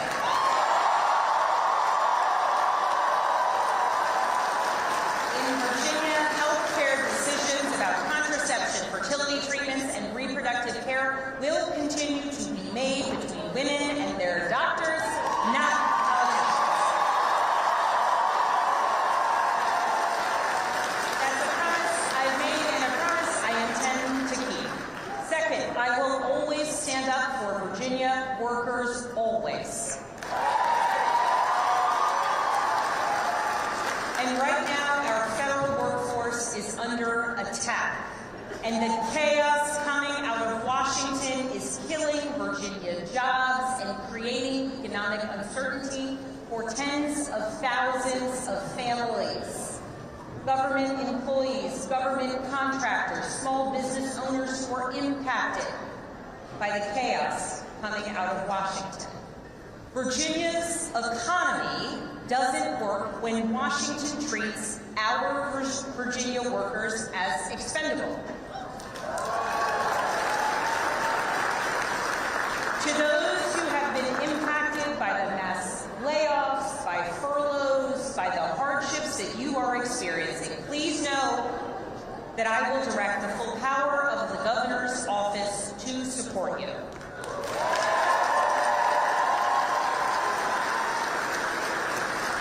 And to those across the Potomac who are attacking our jobs and our economy, I will not stand by silently while you attack Virginia's workers.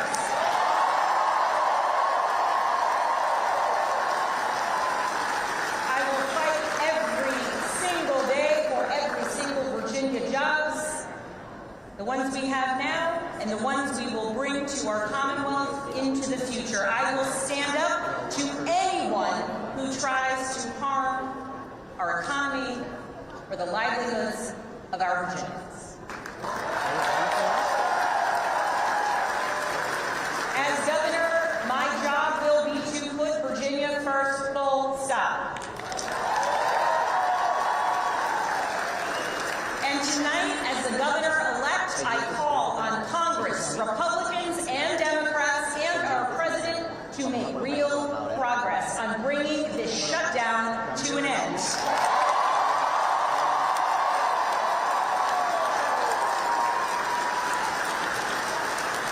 The Virginians, the Americans who work tirelessly for their fellow citizens deserve nothing less.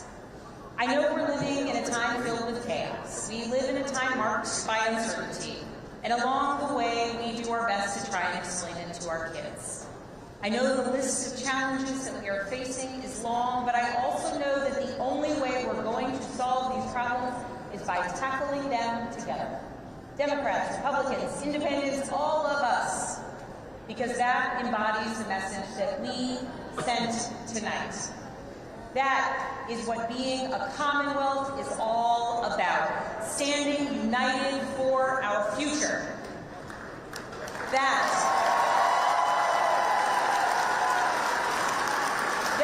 is what Virginia is about. So let's show the world what we're made of. Let's get to work. Thank you all so very much.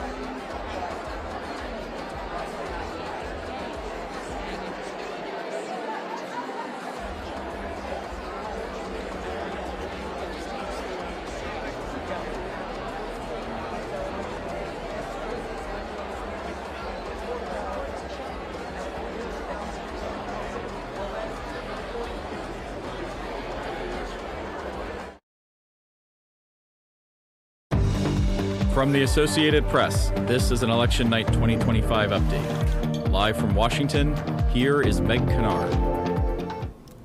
Welcome back.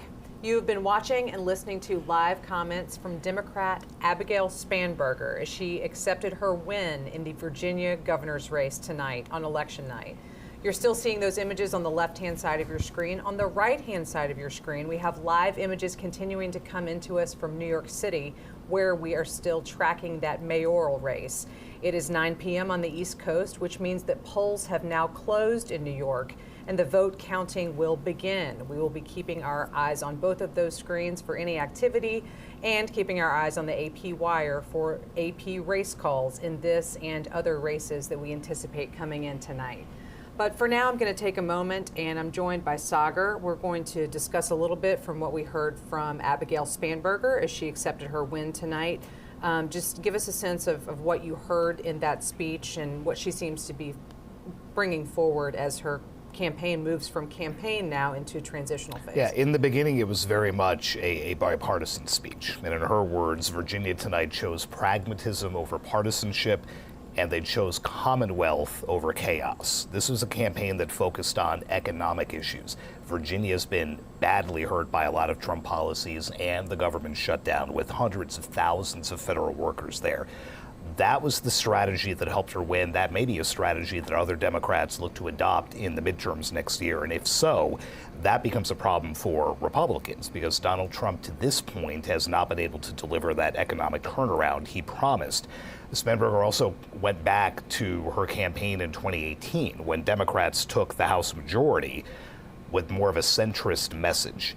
If this now becomes the blueprint for Democrats, they've shown they can win in a key swing state and turn the governor's mansion from Republican to Democrat, could be a sign of things to come for the Democrats' new playbook. It's always been interesting, especially in these campaigns that we're watching, this gubernatorial contest and the New Jersey race as well, to watch those Democratic candidates and the messages that they're testing out.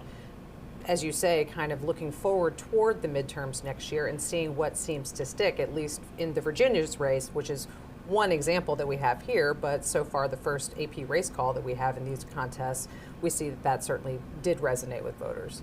It's a referendum on Trump 2.0 so far, and it's a good start for Democrats if they can pull that off, and if Mikie Sherrill can replicate that in New Jersey and beat another Trump acolyte type, that's a good sign for Democrats and maybe helps them right the ship after all those losses last year and gives them some needed momentum, in their own words, heading into 2026. Certainly they will continue to be thinking about that as they make plans for the midterms next year. Sagar, thank you so much. That's a good transition for us into that other gubernatorial contest that we're following tonight in New Jersey. For that, we are going to be joined again by AP correspondent Mike Sisak, who is following that contest and also taking a look at Republicans overall in tonight's races. Mike, what have you got for us? Good evening, Meg.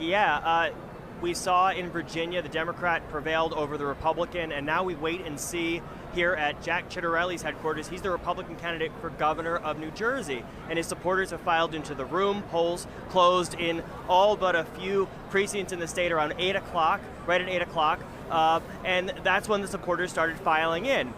There was a sense of optimism. We saw people in Make New Jersey Great Again hats, a play on the MAGA theme.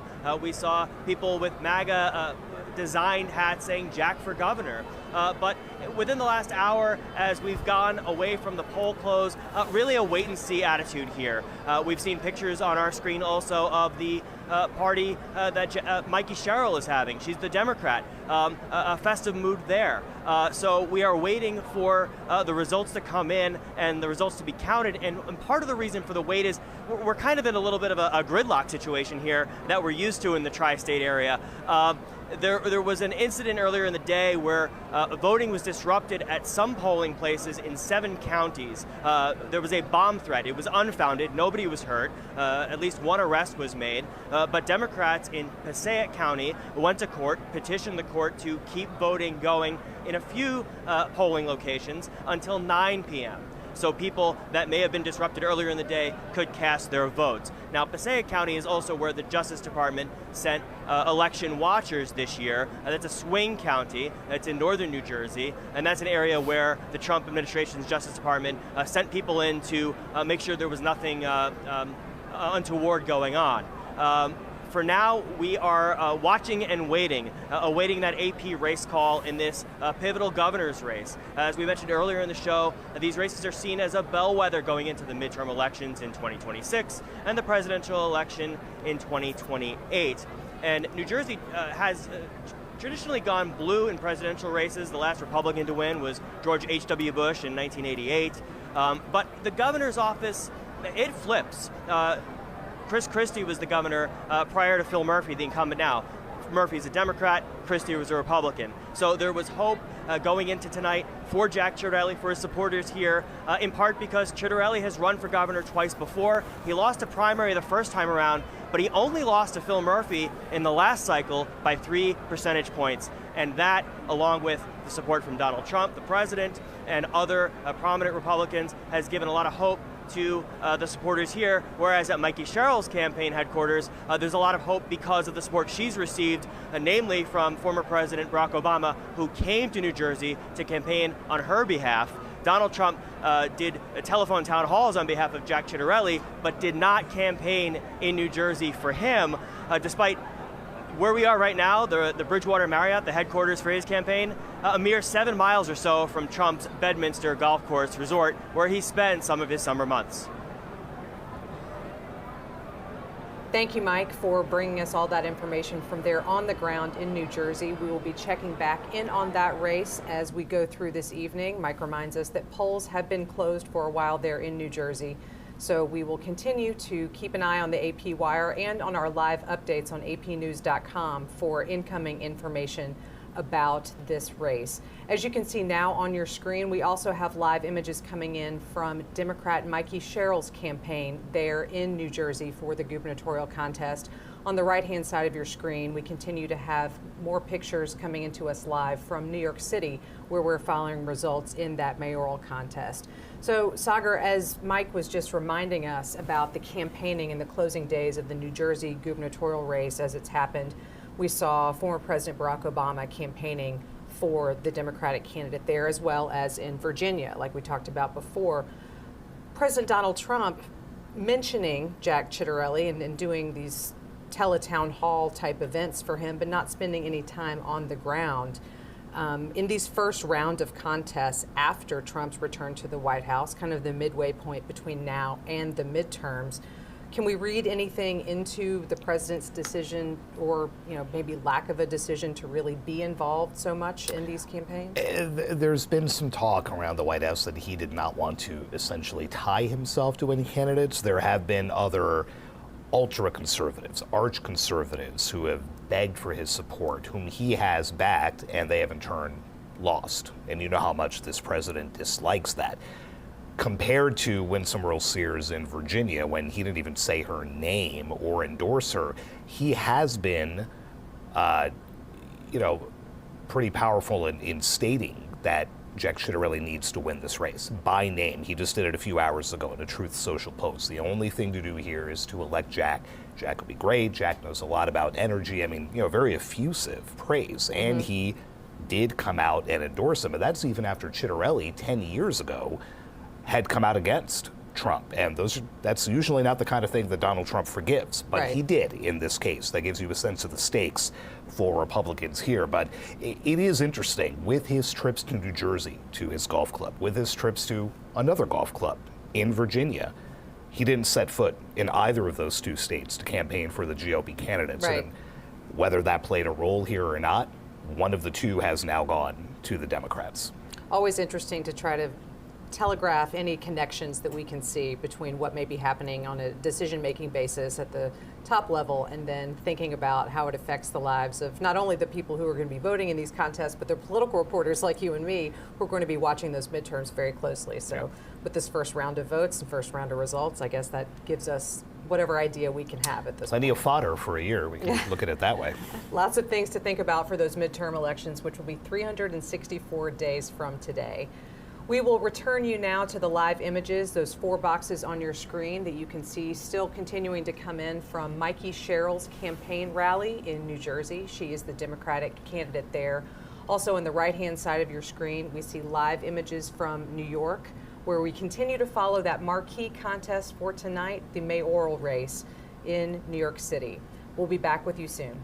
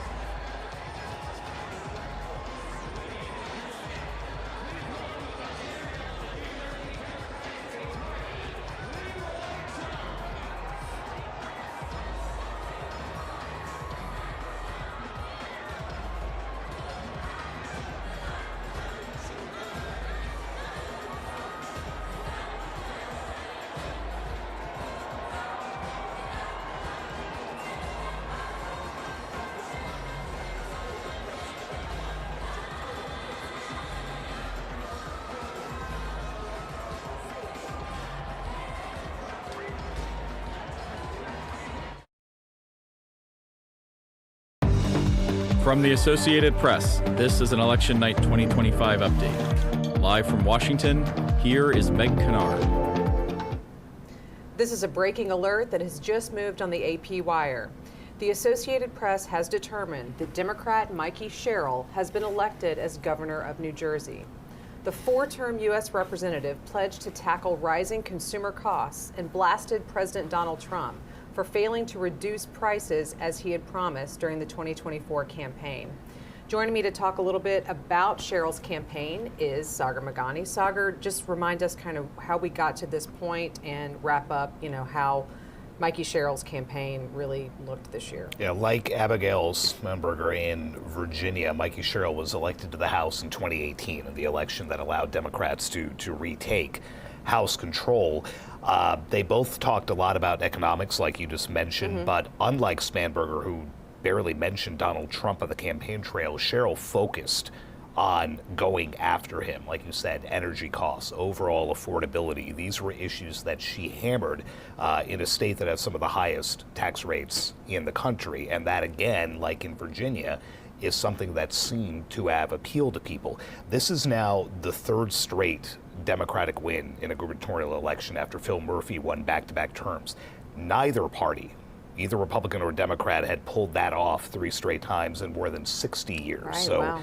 Another little bit of history there. Sherrill becomes the second female governor after Christy Todd Whitman leaned very heavily into her background. She was an active duty Navy helicopter pilot. She was a federal prosecutor before she ran and served 4 terms. And now she gets to move to Trenton and become governor. Got it. It's so interesting to think about the biographies of these candidates and which ones sort of lean into them as they're campaigning and which ones maybe focus on something different. But that's definitely something that we saw Mikie Sherrill doing during her time on the campaign trail. She is someone who had that military service in her background and really wanted to play up the national security portion, as did Abigail Spanberger again in Virginia. Sherrill's grandfather was a pilot in World War II. And then she goes on to, again, serve in the Navy for more than 10 years, flying rather large helicopters. So it seems to be a playbook that has worked so far for Democrats, 2 for 2 in the only 2 governors' races so far this year. Right. Thank you so much for that analysis of the Democratic side of things. And now to think about the Republican side of this contest, we are going to go back to Mike Sisak in New Jersey, who has been with Republican Jack Ciattarelli's campaign at their rally site this evening. Mike, give us a sense of what you're seeing and hearing from Republicans in this contest tonight. Yeah, you're seeing on your screens Mikie Sherrill's headquarters, the Democrat that the AP has declared the winner in this race. Lots of jubilation there. Not so much at Jack Ciattarelli's headquarters. He's the Republican who now has lost his 3rd bid to be governor of New Jersey. He lost in a primary 2 cycles ago, lost to Phil Murphy, the incumbent now, by 3 percentage points back in 2021, and has now lost to Mikie Sherrill in this race. We have not heard yet from Jack Ciattarelli. He is expected to speak at some point tonight at his headquarters here in Bridgewater, New Jersey. But already you have some glum faces in the crowd, people checking their phones, refreshing results, looking at the race call from the AP and other news organizations. And you have what was initially a festive mood turning quite dour. People still trying to make the most of it, conversing with friends, having some drinks, and waiting to hear from Jack Ciattarelli. Also, inevitably, the questions start to come out about what went wrong. We've seen on social media already people questioning the strategy of President Donald Trump not to campaign for Jack Ciattarelli in New Jersey, while others have pointed out that Ciattarelli has struck out twice before in his campaigns for governor, and that maybe this wasn't so much a referendum on President Donald Trump, but really a referendum on the candidates in this race. And as you mentioned, Mikie Sherrill is popular. She has been elected to Congress several times, and she flipped a Republican stronghold when she won that race in 2018. And as you mentioned as well, playing up her military background, and in this race, unlike in Virginia, really making Donald Trump a character in it, going on the attack, mentioning how he, in her words, drove up the cost of living, and also has made decisions that affect New Jersey residents and New Jersey commuters. In the last few weeks, she made a focal point of her campaign the president's decision to freeze funding for the tunnel repairs and renovations going on, the commuter tunnels that link New Jersey and Manhattan. That has been a project that has been going on for many, many years. Former Republican Governor Chris Christie at one point froze funding for that same project before former President Joe Biden kickstarted it. And now it is yet another political football or political chip that Mikie Sherrill seized on in these final weeks of the campaign. We expect to hear from Jack Ciattarelli at some point. We also expect to hear from Mikie Sherrill at her headquarters. But for now, the watching and waiting has turned into the what happened once again for Jack Ciattarelli. Mike, thank you so much for that reporting on the ground there from Jack Ciattarelli's campaign headquarters tonight. We will continue to keep our eye on video coming in from that event, as well as Mikie Sherrill's headquarters. If either candidate comes out to speak, we'll be bringing you those comments live.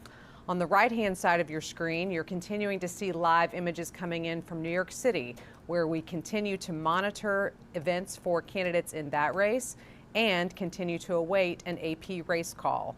If any of those circumstances change, we will be bringing you that information as soon as it comes into us. But for now, we'll return you to these live images from New Jersey on your left and New York City on your right. Back with you soon.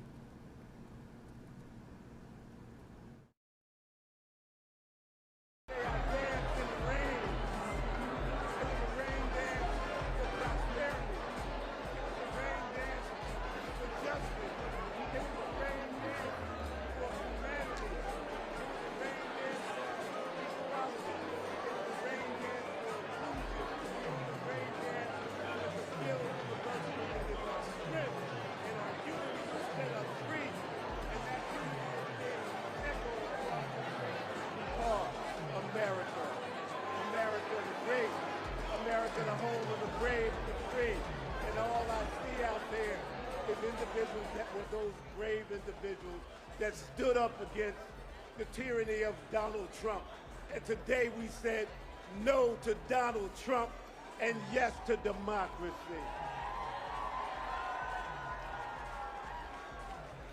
Now, I'm not using a teleprompter. This is all from the heart. Because I believe in all of you. And if you believe in us and you believe in our party, let not be tonight be the only night that we celebrate. Let tonight be the foundation of what we're about to build tomorrow. And we're going to stay on that course. We're going to build this party. We're going to be inclusive. We're going to listen to the voices that people have out there. We're going to listen to opinions. We are not going to dictate to you what we think you know. We're going to ask you what you need from us. That is how this Democratic Party is going to work. That is what got Mikie elected tonight. That's what will set us free on a course to taking back what belongs to the people of this great nation. That is our House of Representatives and the United States government. But we're going to start right here in New Jersey.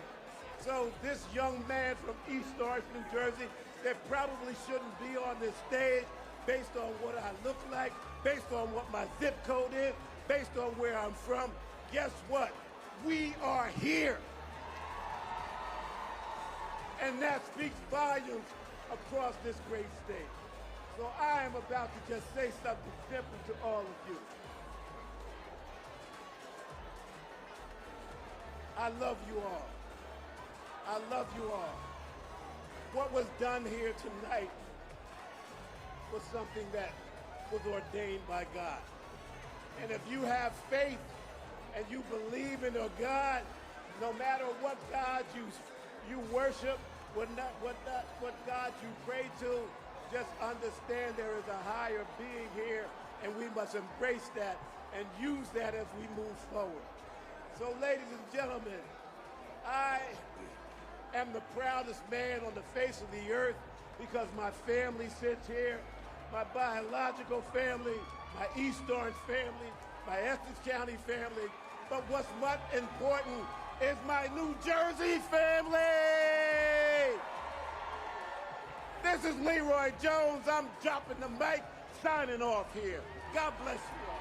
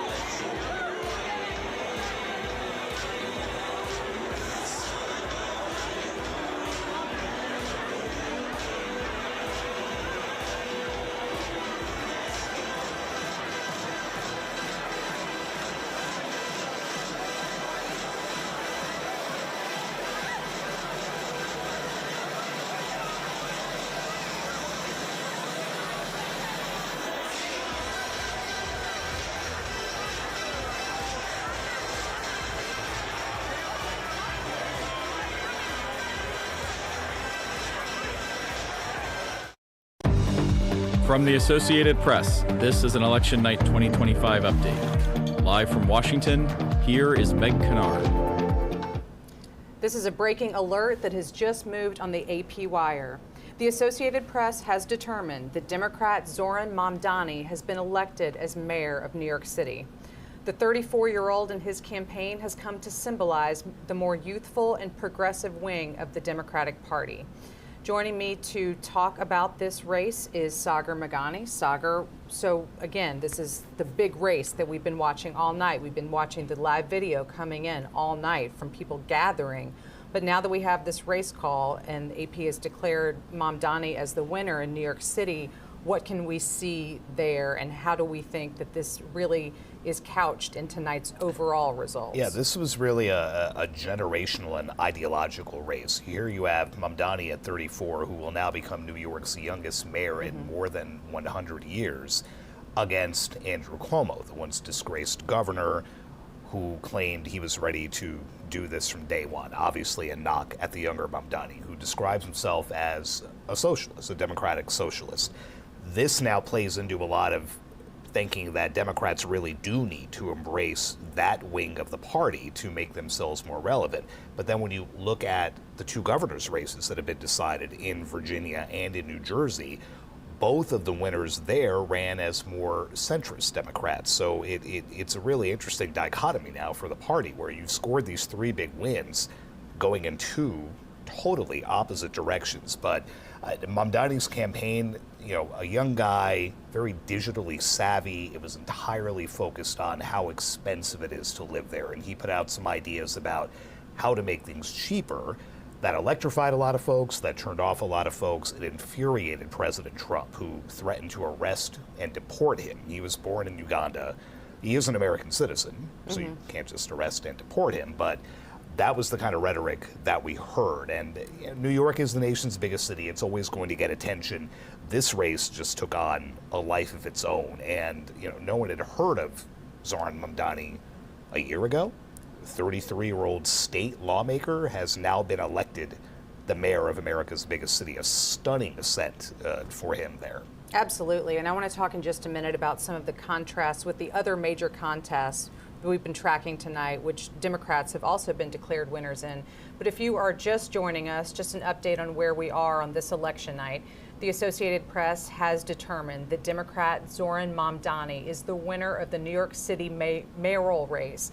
Again, that is the major contest that we are watching tonight. As Sagar just noted, it is America's biggest city and is really one that has drawn attention, not just from journalists and politically interested people here in the United States, but also globally, given the position that New York City has, economically speaking, culturally speaking, as well as politics, the former home of current President Donald Trump, who often weighs in on circumstances that are happening there in New York City, although he now is currently in the White House and technically a resident of Florida. Also, just a reminder of what you're seeing on your screen. On the left-hand side, we have a live image from Democrat Mikie Sherrill's campaign headquarters for tonight. The Associated Press has declared her the victor in the New Jersey governor's race. On the right-hand side of your screen, live images continuing to come in from New York City. The upper right-hand side is Zohran Mamdani's campaign headquarters, and below that, the campaign rally site for Andrew Cuomo. If any of these candidates come out to make live remarks, we will break into anything that we are saying, and we will be bringing you those comments live as they happen.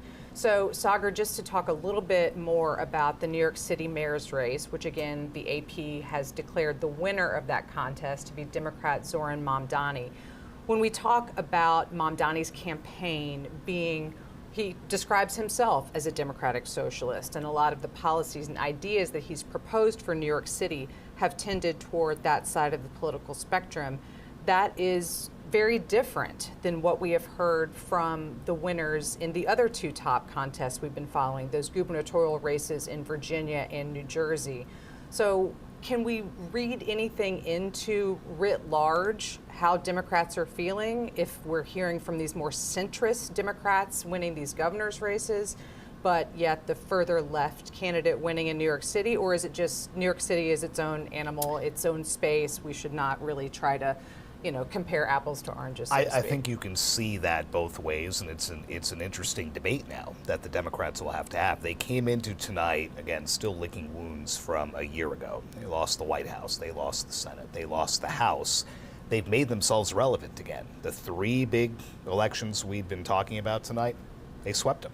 They won all three, but again, with two diametrically different approaches. So what does the party do? Does this, further embolden that progressive wing, like Mamdani, like AOC, Bernie Sanders, folks like that. Both of whom we saw campaigning with him. Exactly. Right. Both of whom were on the campaign trail with him. Or you have the more centrist, more moderate ones who worry that some of the policies that Mamdani put out about raising taxes on the rich, about making city buses free, about making free child care, things like that, they worry that as they try to broaden the party's appeal to a bigger swath of America, if the focus is on that kind of thing that some even Democrats will say is way too far left, where does that leave you going into the midterm? So I think they have to be feeling good about all three, but now the party elders will have to have that debate. Both of those approaches worked. Which one works better 364 days from now when they try to take the House back? It's that constant conversation about candidate quality that we've already seen. I've seen it tonight on social media already starting to happen for the midterms. So we will keep an eye on that. Thank you so much for walking us through all of that stuff. We are now, though, going to go back to New York City, where we have Philip Crowther joining us again live from Zohran Mamdani's campaign night headquarters. Philip, what can you tell us about what's happening there? What are you hearing from people as they celebrate this win for Mamdani? Yeah, you won't be surprised to hear that it's very much a party atmosphere here now. We're in downtown Brooklyn at the Paramount Theater, and I can actually see people only just walking in. They were kept outside, standing in line for quite a long time. So some of the people who are entering now to celebrate this victory of Zohran Mamdani to become the next mayor of New York City, they are getting the news as they walk into the theater here. Of course, we're seeing a lot of people celebrating right now. Not necessarily surprised, of course, because Zohran Mamdani was very much the front runner in most of the polls ahead of today's election day here. It's also worth mentioning that a really large amount of New York City voters went out to vote in the end. In fact, the highest number of voters for a New York City mayoral election in 30 years this time around. Very much a race that captured the imagination of New Yorkers, and that also got a lot of interest from the national media, from the international media. Very much a story that has been followed throughout the world, this one. A lot of journalists here, of course, and among them is Tara Palmieri. She's the host of the Tara Palmieri Show on YouTube. Thank you very much for joining us again, Tara. Thanks for having me. Now, it's time for us now to digest this news now. It's not a surprise that Zohran Mamdani is now projected to become the next mayor of New York City. But what is your initial reaction? Does it take you back a few months to that moment when it looked like it was very improbable that he could become mayor of this city? I mean, it was such a dramatic upset. That primary, he beat Andrew Cuomo by 13 points. And I think that really rocked the Democratic establishment. And they've all been bracing for this moment right now. And what they want to see is how decisive that win ends up being as it shakes out.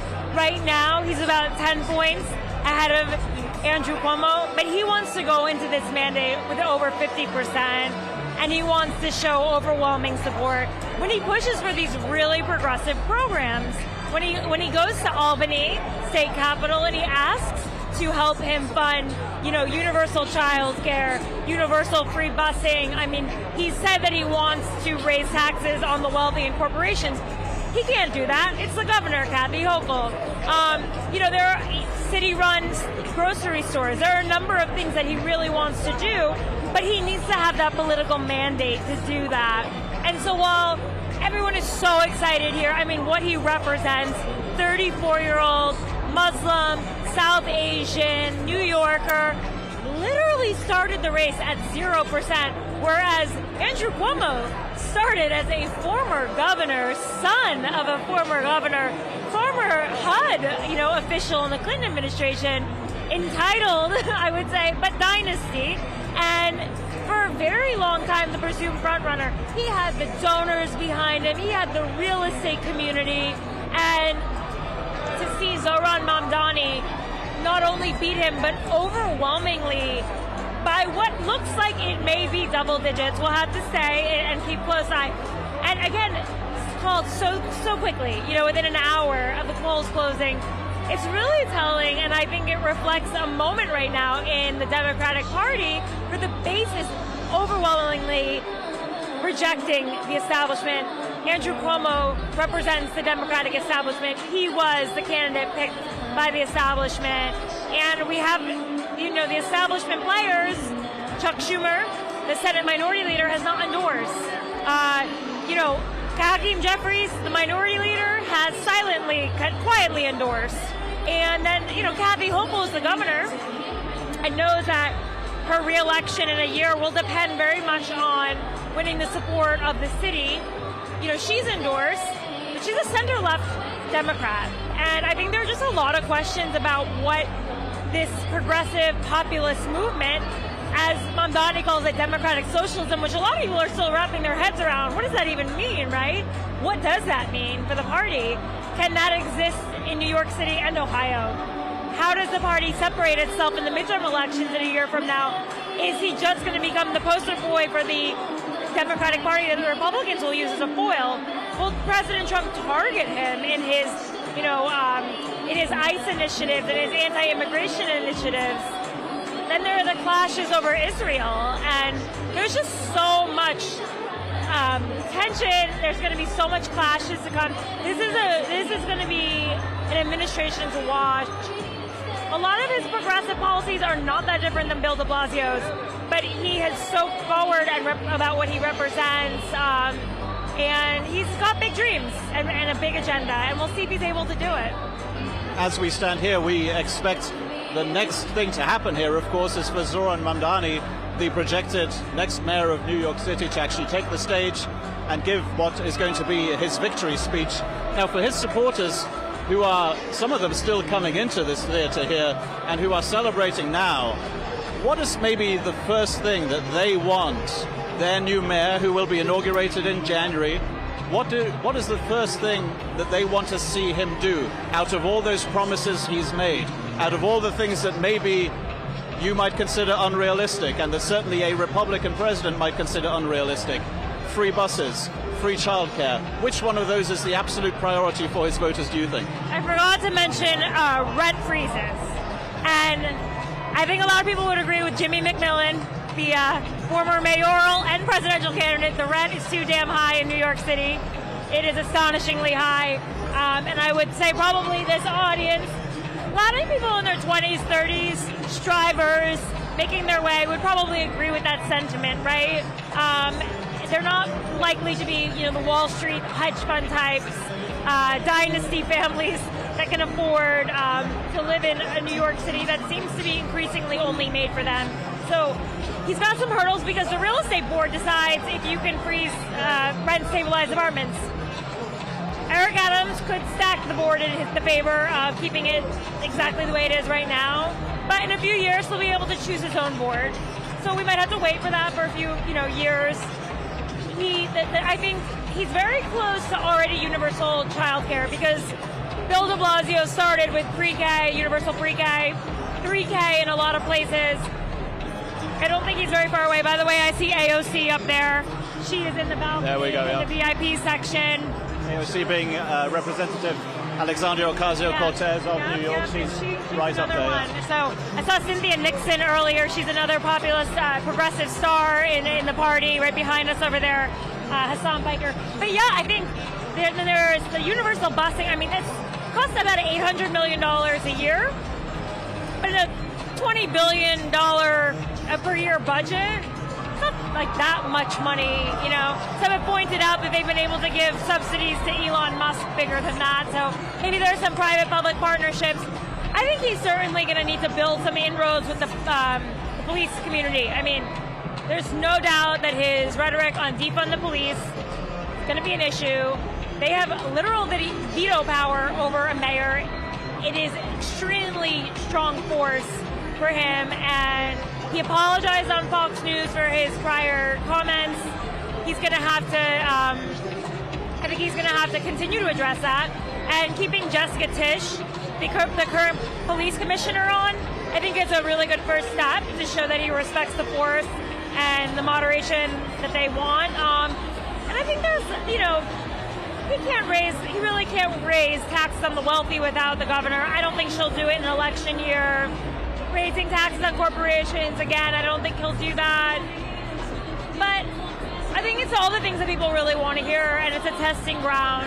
And it's certainly, listen, for a party that was polling a 27% approval rating, the Democratic Party, pretty amazing to see all these people out here celebrating the Democratic Party.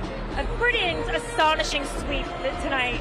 The presence of Alexandria Ocasio-Cortez, the congresswoman from New York, brings us to that debate that is going to be happening inside the Democratic Party, undoubtedly starting right now and already started before this victory for Zohran Mamdani in the mayoral election in New York City. Is where is this party going? Because at the same time that a democratic socialist who is not afraid to call himself that wins here in New York City, you have two Democratic candidates for governor winning in New Jersey and Virginia who are very much seen as centrist and moderate. So where is the Democratic Party going? Is it going in both directions at the same time? Absolutely. I mean, Mikie Sherrill, Abigail Spanberger, both former congresswomen who rode in on a blue wave as Blue Dog Democrats. They rode in as Blue Dog Democrats. Abigail Spanberger says she doesn't even want the word socialism associated with the party. She won in Virginia. Mikie Sherrill had a tough race against a Republican candidate. They're going to have to try to prove that they are a Big Tent party. They need to activate the base, but this is a base of voters that, frankly, I think his populist messaging around affordability was very similar to President Trump's. President Trump said, "I'm going to lower the cost of goods." So did Mamdani. The populist message seems to be ringing true on both sides, and that's why when I hear Republicans giddy, excited about Zohran Mamdani being their new foil, their new boogeyman, I think to myself, you listen to his messaging, there's overlap with Trump.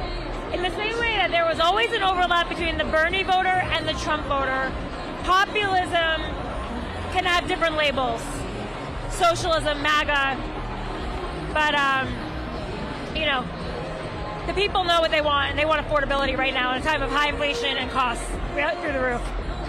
Well, we'll have plenty more to digest when it comes to the results of this mayoral election here in New York City, but also the results from the governor's races in Virginia and in New Jersey. Tara Palmieri from the Tara Palmieri Show on YouTube, thank you very much for joining us, and we'll be talking again a little bit later. What we're expecting now, of course, is the next logical step. That is the presence of Zohran Mamdani, still the 34-year-old member of the New York City Assembly who has just been elected mayor of New York City. He is, of course, now expected to take the stage that you can see behind me. His supporters now here present in their, well, at least hundreds, possibly a few thousand.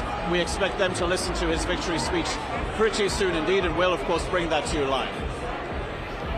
Thank you, Philip, for those updates from the ground there at Zohran Mamdani's election night rally. We will certainly be keeping our eye on the video. And for those of you following along with us, as soon as Mamdani takes the stage to make his remarks, we will be bringing those to you live. So make sure to keep an eye on the 4 boxes that you see on your screen. Mamdani. And then also, we were awaiting comments from Mikie Sherrill, recently declared the winner of the New Jersey governor's race.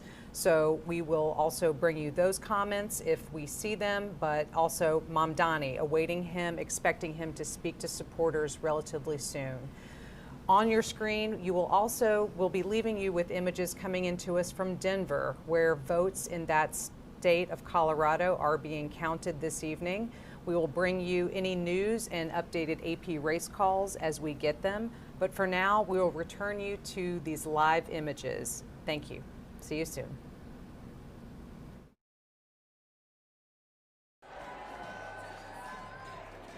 She listens to people, she includes them, and she leads with both her head and her heart. And no one gets left behind. So I think this outstanding victory tonight is a great affirmation of a positive direction we're headed in this country. And I don't think that we can rest easy, but I will say I will rest easier tonight knowing Mikie is at the helm.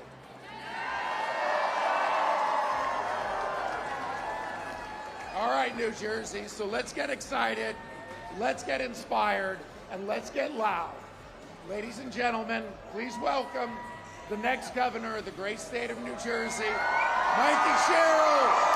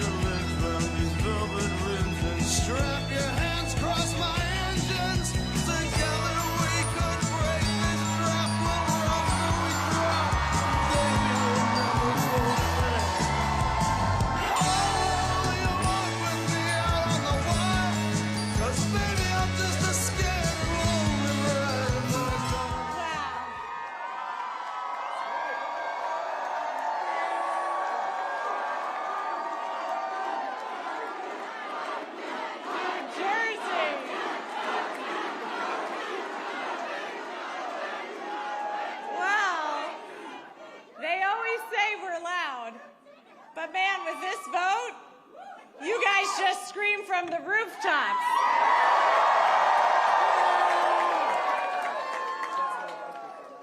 And people around the country have heard you. I hear you too.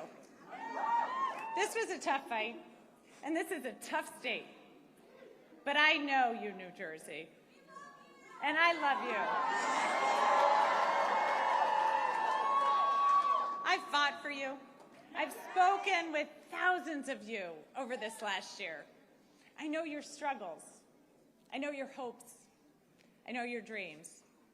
So serving you is worth any tough fight I have to take on, and I am incredibly honored to be your next governor.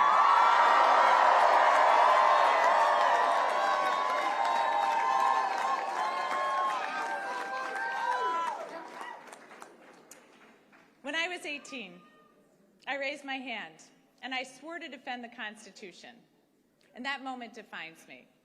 It taught me that leadership means carrying the weight of other people's hopes, standing firm when it's easier to bend, and always putting the common good above personal gain. And I know how hard it can be to serve in these times. And I just got a call from Jack Ciattarelli, and I want to recognize him for stepping up.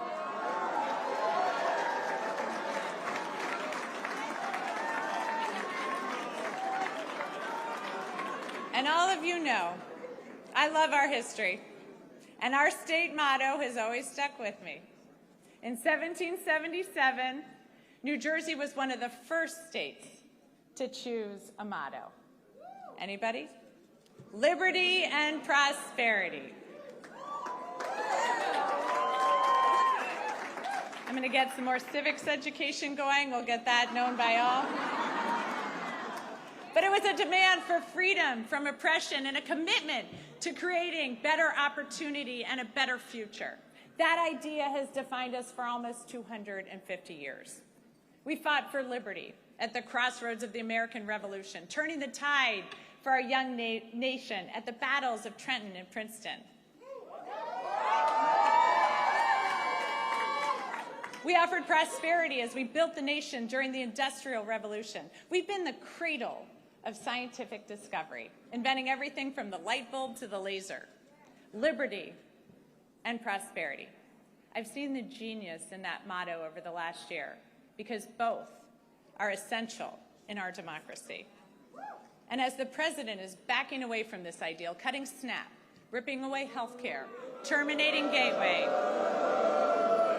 we here in New Jersey are bound to fight for a different future for our children.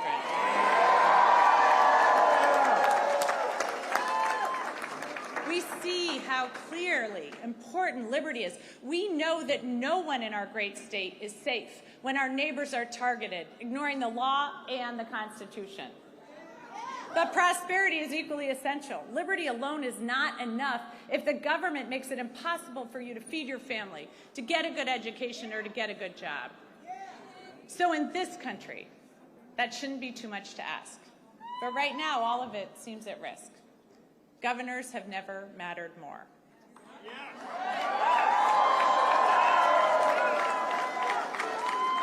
And in this state, I am determined to build prosperity for all of our citizens. And I've heard from thousands of you about what liberty and prosperity mean to you, what it's going to take for your family to thrive. So I hear you, Newark. I'm going to work with communities from the ground up so all of our neighbors thrive.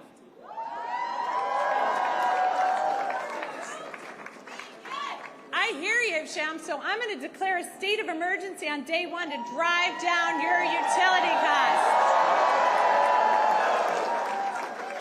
I hear you, Westfield, so I'm going to make sure our kids are safe online and schools have the resources they need to address the mental health crisis.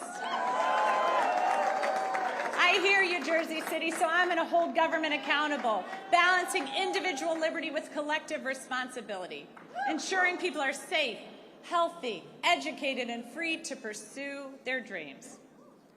I hear you, New Jersey. Good government doesn't just manage problems, it solves them.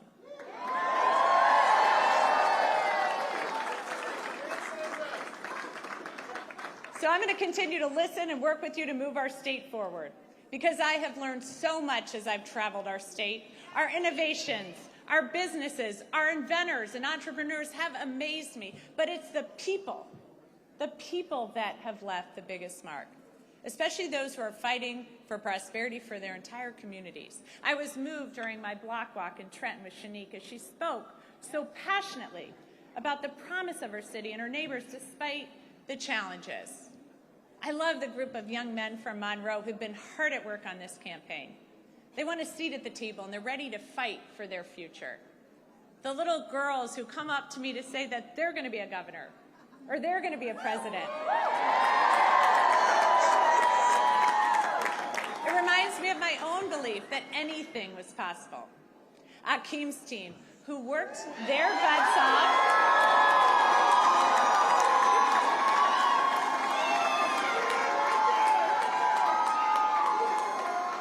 knocked over 60,000 doors.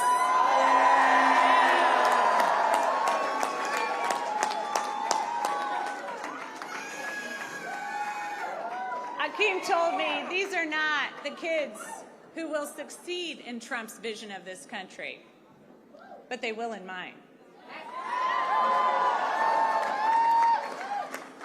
The men and women in labor.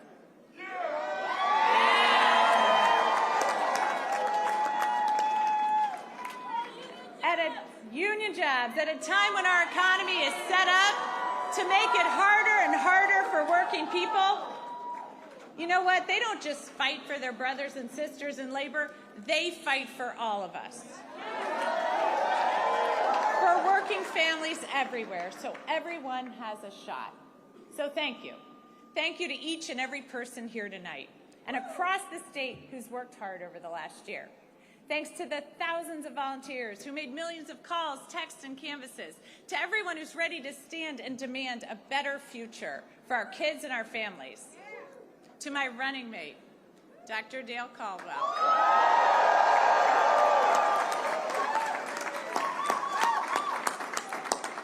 You've already served our state so well, and I'm proud to have you by my side as we embark upon this new chapter for New Jersey. To my team, who put together a campaign the likes of this state has never seen, and helped in our efforts to create a great future for New Jersey. And thanks to my family,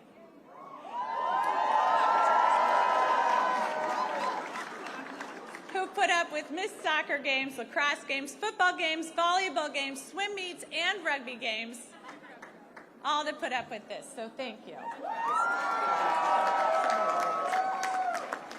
And a special thanks to my husband, Jason. Through 4 kids, 2 dogs, a hamster, numerous goldfish, 5 campaigns, an insurrection, and 2 impeachments, you have been a truly amazing partner.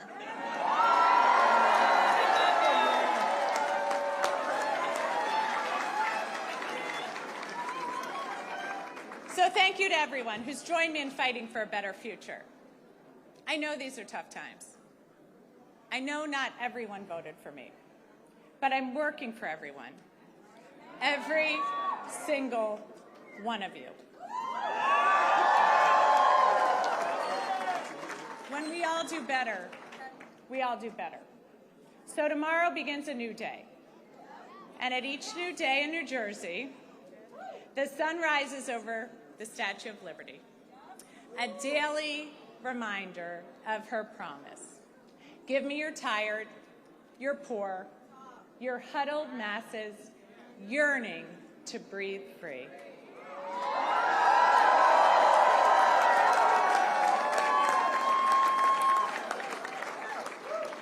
She declares that her lamp lights the path to the golden door. That golden door is New Jersey. It always has been. And that expectation is well deserved, especially after this election, where we chose, we're going to follow Lady Liberty's beacon. We're not going to give in to our darker impulses. Here in New Jersey, we know that this nation has not ever been, nor will it ever be, ruled by kings.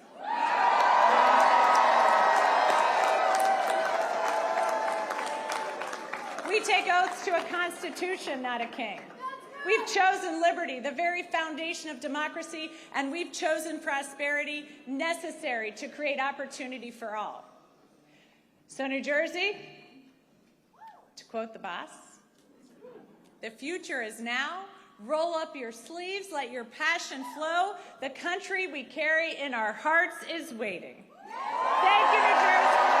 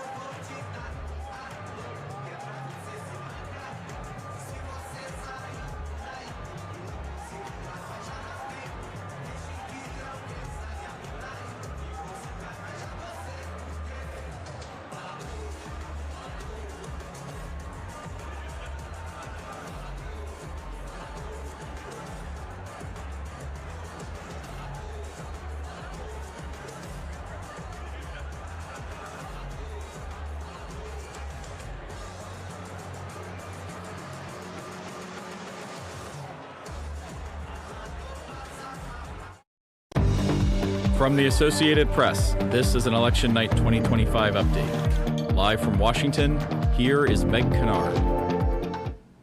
Welcome back. Just to give you a recap of where we are at this hour, the Associated Press has declared Democrat Zohran Mamdani the winner of the New York City mayor's race. You've been seeing on your screen images coming into us from his election night headquarters there in New York. And we are now going to go there with AP correspondent Philip Crowther to give us a sense of what it's like on the ground as we wait for Mamdani to make remarks. Philip? Yeah, and you can, of course, see the contrast right now in the boxes you have on your screen. One event, that's the one where I'm at. This is Zohran Mamdani's election night party. Is lively. There's obviously a celebratory atmosphere. There are occasional shouts of joy here. Maybe when a leading Democratic politician walks around, Alexandria Ocasio-Cortez, the congresswoman from New York, she is here, for example. David Hogg, vice president of the Democratic National Committee, is here as well. These are people who right now are giving interviews to the media, a huge number of media representatives here as well. So a very lively scene here in downtown Brooklyn. Very different in Manhattan. You can see those images right now as well. From Mr. Cuomo's headquarters, his election night party.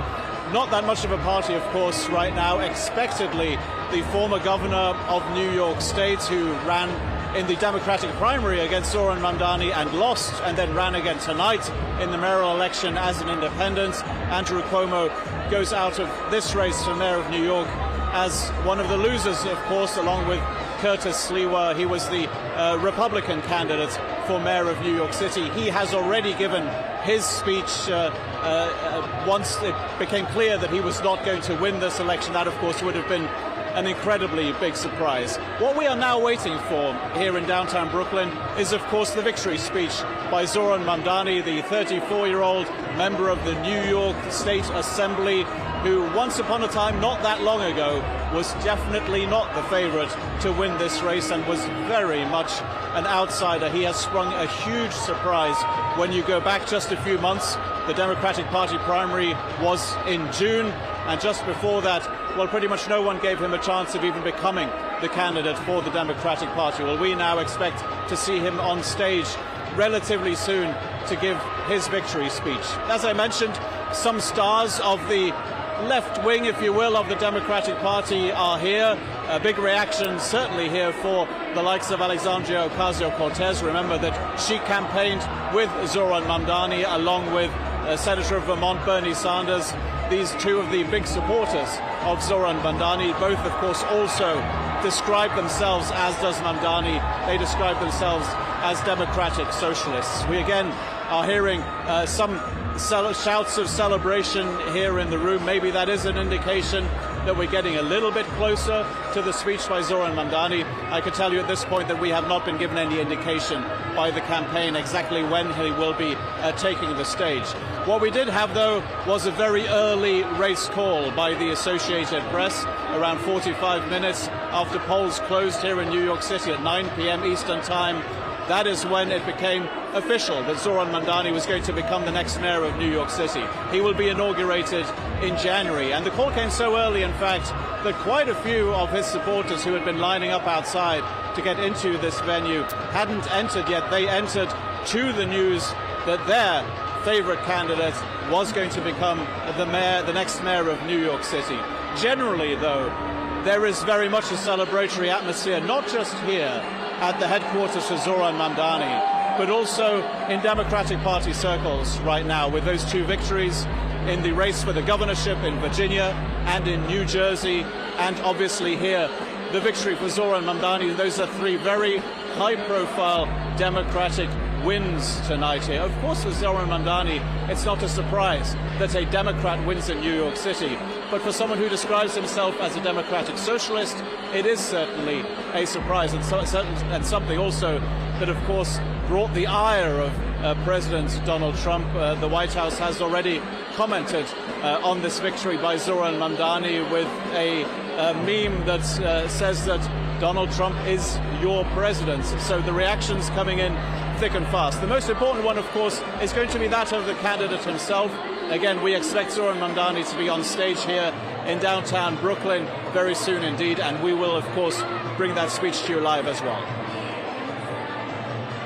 Thank you, Philip. We really appreciate those updates from Mamdani's headquarters. And I wanted to ask you, what are you hearing about Andrew Cuomo and his performance tonight? Is there any indication of how supporters of his might be feeling? You mentioned his performance tonight as an independent candidate after losing the Democratic primary, but what do we expect to see or hear from him tonight? Well, what you'd expect to hear, logically, would be a concession speech from the former governor of New York. That has not happened yet. You can see in the images, obviously, that Andrew Cuomo's election night party is not exactly a very festive affair, because at the end of the day, he will have lost twice to Zohran Mamdani. First of all in June in the Democratic Party primary, and then tonight again in the race for mayor of New York City.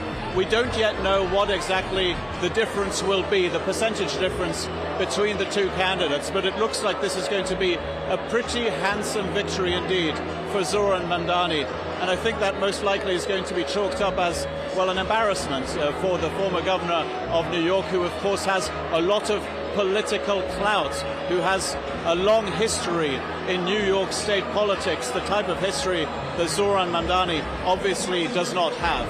We should also mention at this point that there was, of course, a candidate for the Republican Party, Curtis Sliwa, who has run for mayor of New York before and lost again here tonight. Not a surprise. Republicans don't tend to win when it comes to the mayor of New York City, but he again, it looks like, is not going to reach 10% of the votes. So for Andrew Cuomo, obviously a disappointing night, and I think it's time probably for analysts to look at whether this might mark the end of the political career of the former governor of New York.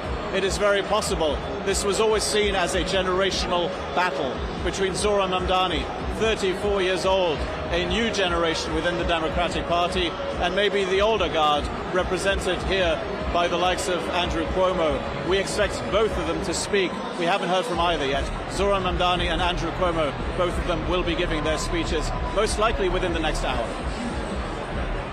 Thanks again, Philip. We will continue to keep images up from both campaign evening events. On your screen, you see Mamdani's campaign rally, and below that, Cuomo, where we do see the candidate taking the stage. We can bring you those comments. We also have live images with which we'll be leaving you, coming in from Minneapolis, which is electing a mayor tonight, as well as Detroit, where vote counting is occurring. But for now, let's listen in to former Governor Andrew Cuomo, who has lost the New York City mayoral race.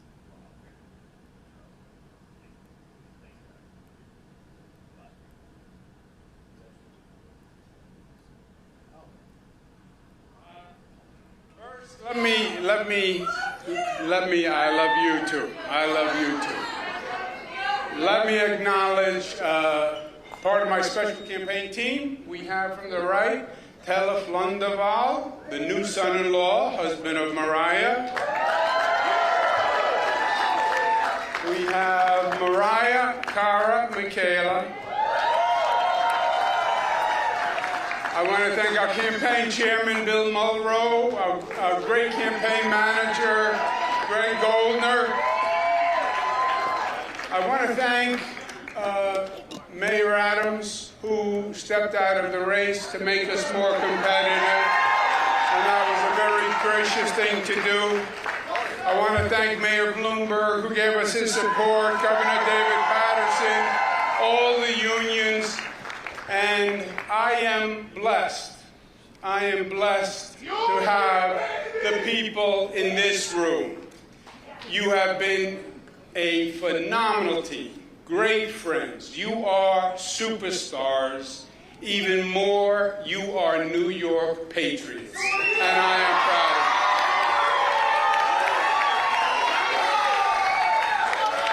you. This campaign was the right fight to wage. And I am proud of what we did and what we did together. This campaign was to contest the philosophies that are shaping the Democratic Party the future of this city and the future of this country.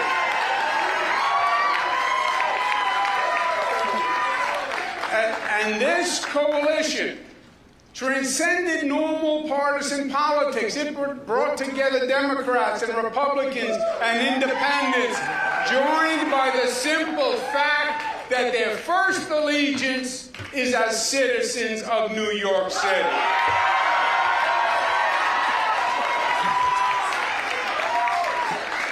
$2 million voters, the largest number in modern political history, cared enough to show up in a municipal election. And 42% voted for us on an independent line.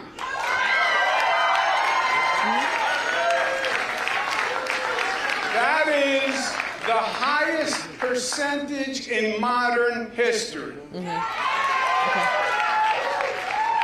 Ironically, it is just higher than when Mario Cuomo got 40% on an independent line against Ed Koch in 1977. It's also important to note that almost half of New Yorkers did not vote to support a government agenda that makes promises that we know cannot be met.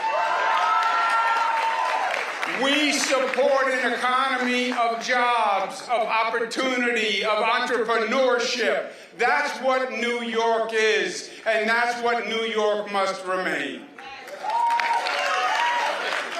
We are a nation of laws, and we believe in law and order, and we need the police to keep society safe. We will not make the NYPD the enemy. We cherish our diversity, and we have no tolerance for discrimination of any kind by race, religion, sexual orientation, or creed. And we will not tolerate any behavior that fans the flames of anti-Semitism or diverse attacks.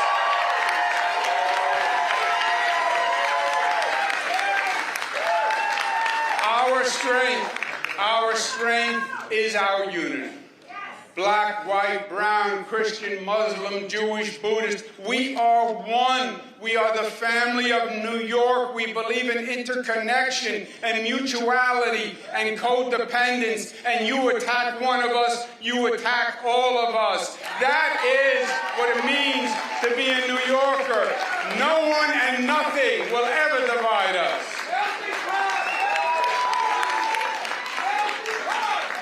And this campaign was necessary to make that point. A caution flag that we are heading down a dangerous, dangerous road. Well, we made that point, and they heard us, and we will hold them to it. Also, my friends, feel proud, because we accomplished the two important New York characteristics.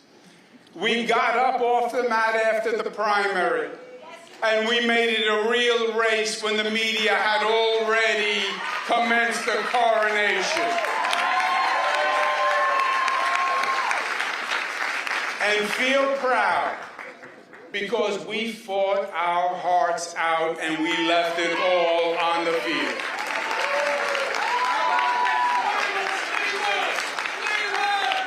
Congratulations to Zohran Mamdani.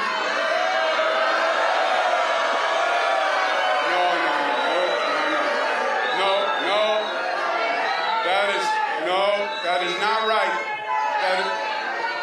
That is not right, and that is not us. That is not us. Tonight was their night, and as they start to transition to government, we will all help any way we can, because we need our New York City government to work. We want it to work for all New Yorkers, because our city is the greatest city in the world, and we will unite for New York City because we love New York City. And from the bottom of my heart, I thank each and every one of you. I love you for the fight you made, for the soul that you showed, and the example that you set. New York City heard us, and we will be the better for it. Thank you, God bless you.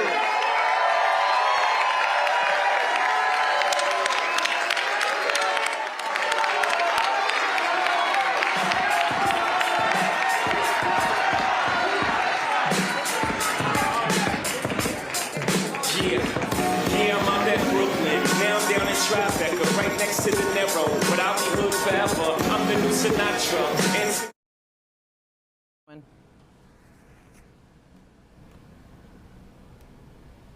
You've been listening to a concession speech from former New York Governor Andrew Cuomo as he acknowledges that he is not the winner of tonight's New York City mayoral race, which the Associated Press has declared was won by Democrat Zohran Mamdani. So joining me again is Sagar to kind of talk about this race. And now that we've seen the concession speech from Andrew Cuomo, we're still waiting on Zohran Mamdani. But Cuomo obviously is a very well-known figure in New York politics. He had run as a Democrat in the primary, lost to Mamdani to begin with, and ran as an independent in the general. Talk to us a little bit about the tenor of this speech. It sounded like he was really being willing to work with Mamdani's administration there in New York City. Cuomo's argument the whole time had been that he, as a former governor, had the experience to do this. Ready on day one. They literally had that sign at his event site. That he looks at a guy who is roughly half his age. Mamdani's 34, Cuomo's 67, beating him. Where else is there to go than to say, hey, maybe I can help the guy. Maybe I can help them, because the outstanding question right now is Mamdani ran this very ambitious campaign. How do you go about staffing that? How do you actually go about delivering on what some critics say are undeliverable promises that you've now made? Maybe he can get an ally in Andrew Cuomo, a man who ran the entire state and could have run the city. Cuomo, again, this is now his second loss to Mamdani. That has to sting as a man who held the highest elected office in that state. If he is in fact willing to help, one would think that would have to be a boon for the other people. He has the organizational skills. He has the veteran operatives around him that Mamdani may not.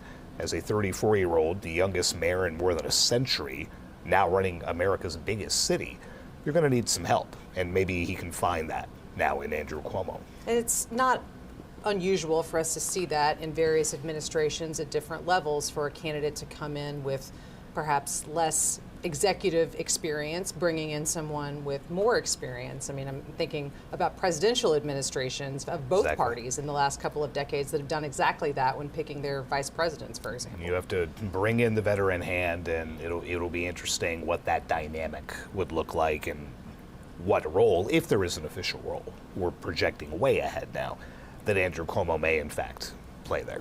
Yeah, for somebody like Andrew Cuomo, who's been in politics in and around New York for a very long time, you'd wonder what that next step is.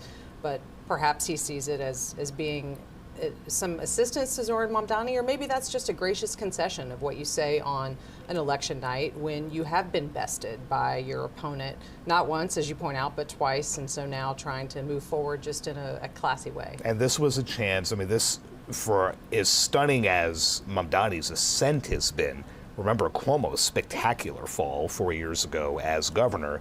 This could have been a comeback for the ages. Clearly that fell apart, and like you said, who knows what comes next, but he did at least show the grace in the speech. He didn't go after him. It was a polite speech, for lack of a better phrase. Sure. Yeah, thank you for that. We can now also go back to New York City, where we have Philip Crowther joining us again from Zohran Mamdani's campaign night headquarters. We've yet to hear from the candidate himself, but Philip, what are you seeing in those comments that we heard from former Governor Cuomo today? Well, look, it's only a matter of time, I think, before we see Zohran Mamdani here on stage. his supporters, who are here in their droves and have now been celebrating since the race was called, they were able to watch Andrew Cuomo's concession speech. We are here in downtown Brooklyn. Andrew Cuomo spoke in Manhattan. A concession speech in which Andrew Cuomo, the former governor of New York, was able to silence the boos from the crowd when he congratulated Zohran Mamdani. I can tell you that here at Mamdani's election night party, there were plenty of boos as well once they saw that Andrew Cuomo, who was Mamdani's opponent not once but twice during the Democratic primary and today in the race for mayor of New York, when they saw that he was about to begin his concession speech. And the moment when he left the stage, when they saw that on camera, and again, they only saw that, but were not able to hear it. You can hear the loud music here at the venue. They essentially all waved him goodbye, happy to see the back of a man who twice tried to beat Zohran Mamdani and twice failed, after all, because it was in June when the Democratic Party held its primary, and that is when Andrew Cuomo was still a candidate for the Democratic Party and lost, surprisingly, to Zohran Mamdani. This time along, Cuomo appeared as an independent candidate, having lost the primary for the Democratic Party and lost again to Mr. Mamdani. We will have to wait and see exactly how large the difference is, the percentage difference between the two candidates in the end. But certainly this victory by Zohran Mamdani came quickly, and it came as a surprise, certainly the speed at which it came to a lot of people here in this room. It's very loud in here. You could probably make that out quite easily. A DJ playing music here right now while we expect Zohran Mamdani to appear on stage. And some of his biggest supporters, certainly over the last few weeks during campaigning, well, they are here in the room with him, or at least in the building with him, because Mamdani is still to appear on stage, of course. Alexandria Ocasio-Cortez is one of them, the congresswoman representing New York. She is here, and she has been making the rounds, giving all sorts of interviews. She, of course, campaigned together with Mamdani and Senator Bernie Sanders of Vermont, two of the other politicians who consider themselves democratic socialists, just as Zohran Mamdani does as well. Everybody here knows what the promises were from Mamdani when he was to become mayor of New York City. He will be inaugurated in January. He has promised free childcare. He has promised free public buses. He has promised to freeze the rent on rent-controlled apartments in New York City. All of those considered very populist, but certainly also very popular messages with his supporters here in downtown Brooklyn. And they will certainly want to see those promises repeated here on stage when Mamdani does eventually give his victory speech. The way things go on these election nights, be it during a primary somewhere in the United States or be it during a presidential election, you tend to wait for the concession speech first, let a little bit of time elapse for people to get excited about their candidates coming on stage, and then he or she does, of course, do that. And that is exactly where we find ourselves now, awaiting Zohran Mamdani and his victory speech. When he does give it, and we haven't been given any indication from the campaign as to exactly how long that is going to take, we will, of course, come back here to New York and bring you that speech live. So, Philip, you've mentioned some of the other Democratic Party celebrities.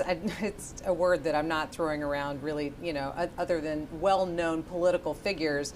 But it also seems like there's perhaps some influencers and an energy in the room, given Zohran Mamdani's age, given the fact that he has run this very digitally focused campaign. Can you kind of bring us there? I mean, we can hear the noise behind you and see the excited people, but kind of bring us into that room and let us know exactly, who else are you seeing there, and what are they relating to you in terms of what their takeaways are from this kind of campaign that Mamdani has put together? Well, I can certainly tell you that it's a very diverse group of people who are here in the room to see Zohran Mamdani's speech. Probably a very fair reflection of the people who supported him in this campaign and ended up voting for him as well for mayor of New York City. When you take a walk around here at the Paramount Theater in downtown Brooklyn, you see a lot of those supporters embracing each other, celebrating, of course, as well. But you're absolutely right to talk about the influencers, people who Zohran Mamdani has been speaking to in what was a very clear, conscious decision on behalf of his campaign, a digital-first campaign, if you will. Those people that he has been speaking to on the campaign trail, well, they are here in downtown Brooklyn tonight, and they are broadcasting this event live to their viewership as well. It is a very modern, a very innovative campaign that we've seen from Zohran Mamdani. Of course, we'll have to wait and see how that translates into his position in City Hall when he will have to make true on all of those promises that I just enumerated that he has made. Again, a very celebratory atmosphere, of course, here. It is not a surprise to hear that, and a huge contrast to what we just saw during that concession speech from Andrew Cuomo, the former governor of New York State, now a defeated candidate in the New York City Mayoral Election as well. Certainly not a festive atmosphere in Manhattan where he was during his election night party tonight. Thank you, Philip, for those continued updates from there in New York City. We will keep up on our screen images coming to us from Mamdani's election night campaign headquarters. We do expect to see and hear the candidate, but we don't have an exact time. As Philip knows, and as I know, having covered campaigns across the country, there is a lot of waiting. Even when you expect that there's a victorious candidate who's going to be coming out and talking to you, you don't have an exact idea of exactly when that will be.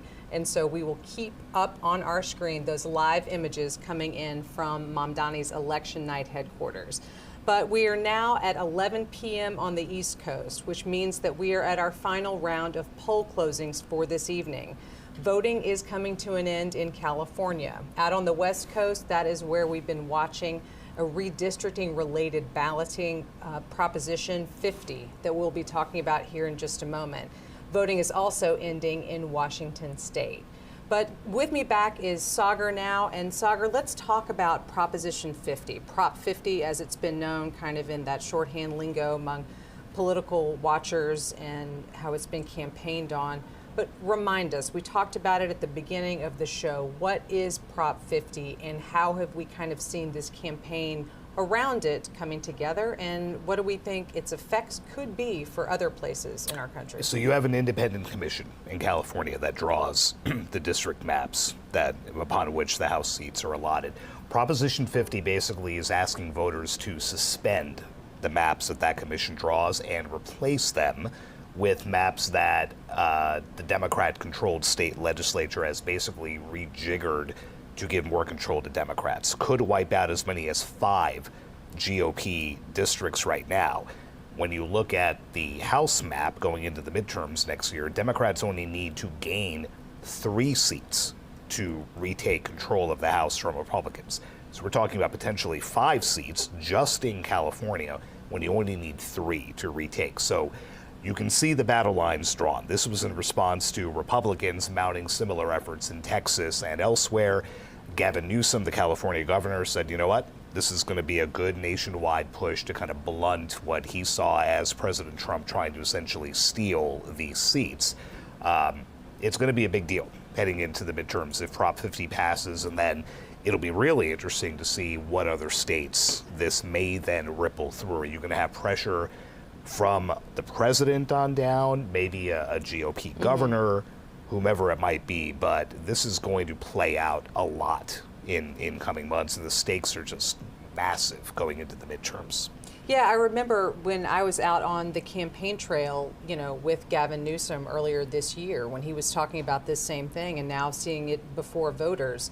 And now we can bring you a breaking alert that has just moved on the AP wire.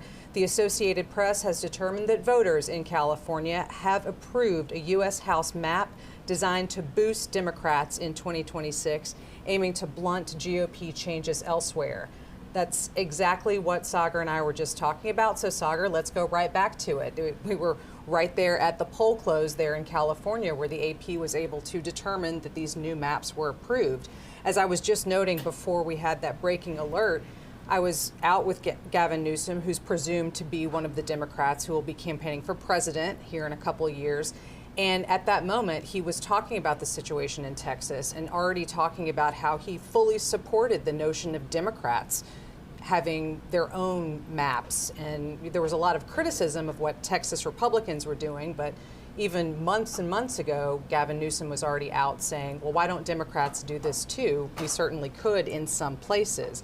As you just noted, there are other states that are already kind of casting forward, maybe in a slower, different sort of process than we see in California, but with legislatures considering these new maps. So it's kind of already a cascading effect, particularly now we see with this California decision today. Yeah, and we'll see these cases come before state courts, perhaps even the Supreme Court, about just how legal it all is to do this mid-cycle.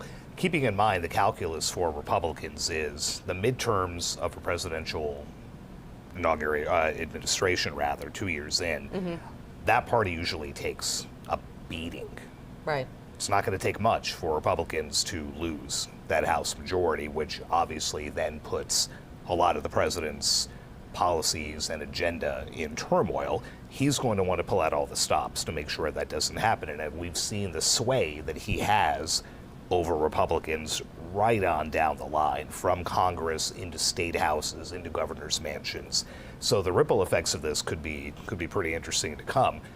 The impact for Gavin Newsome, whom we were talking about, this is a big win for him, right? Projected to be one of those folks who could run in 2028. He hasn't said much about it, but you know, this is a notch on the belt right there for him to be able to brag about getting this through. He had help from Barack Obama and some other prominent Democrats who also appeared in videos and talked about it on shows and things. So a big win for him, a big win for California Democrats, and I think now we're gonna see what happens down the line and what kind of response we may see from some Republican-led states as well. Yeah, when we were talking earlier in the evening about former President Obama being involved in the gubernatorial contest that we've been following, but you're right, he did also opt to get involved in this redistricting conversation, which I think some people who follow politics were a little bit surprised by, since former President Obama has been relatively quiet and hasn't been as vocal in terms of not just electoral politics, but also the greater issues. But I guess at this point, he has decided to wade into a few different issues, and redistricting being one of them, saying that he supported the way that California was doing it. So not necessarily every method that a state could choose in terms of adding or changing their maps, but at least he was also giving not even a tacit stamp of approval. I want to just interrupt myself to point out that on your screen, you are now seeing new images coming into us from California in the lower left quadrant. That is where we expect California Governor Gavin Newsome to be holding a news conference on Prop 50, which we've just been discussing. And there is also some movement in the upper right quadrant. That is where we are awaiting New York City mayoral race victor Zohran Mamdani to address the supporters at his campaign rally there in Brooklyn. We've been talking all night with our correspondent there on the scene, but we do see someone at the podium now, so we do expect that we'll be hearing from the candidate himself here shortly. So we'll keep our eyes on that on the screen and certainly bring you Zohran Mamdani's comments as soon as they begin. So, Sagar, thank you for this analysis that we've been discussing about these redistricting vote that we've seen tonight in California and the other places where we've seen it happening. But there are no other states that are at that same stage in terms of having what they've been doing in California. At least there's legislative debates, right? But nothing that's actually before voters. Nothing that's come to fruition like this, that has been presented to voters in and of itself, standalone, in a special election, that has gotten anywhere near this type of, I mean, Barack Obama's 30-second video pushing for it a month ago, you know, raced through social media. So, you know, they brought out the star power for that. And getting back to what you said about former President Obama, relatively low-key, you know, kind of playing post-presidency like George W. Bush has, not getting involved, not speaking out about a whole lot of things, unlike Donald Trump for those 4 years, very much like Joe Biden now.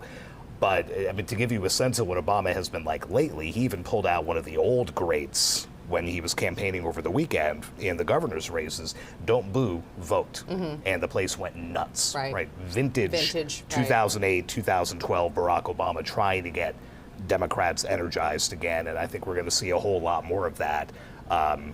what was that math again? 364 days. 364 days till To the the midterms, midterms. and we'll be back and do it all again. Thank you. We'll set our calendars and set our clocks now.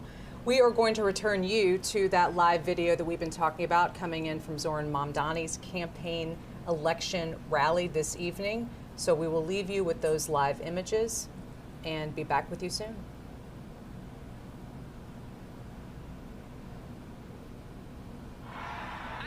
So honored to work with you, learn from you, and support you as you have faced unprecedented scrutiny and at times ugliness and threats from our opponents. You have built a historic campaign, so please give them all a round of applause.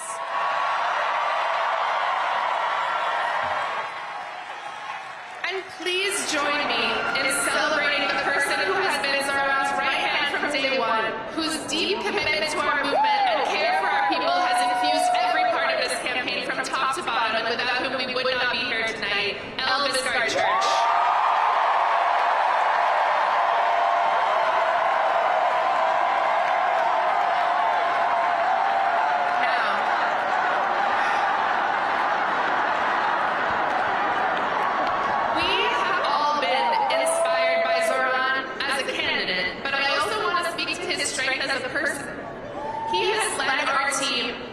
Movement with grace, curiosity, good humor, and thoughtfulness. And this race has been difficult. He has been the subject of attacks and threats, but he has truly risen above it all to give us hope. So please join me in giving Zohran, our friend, a round of applause.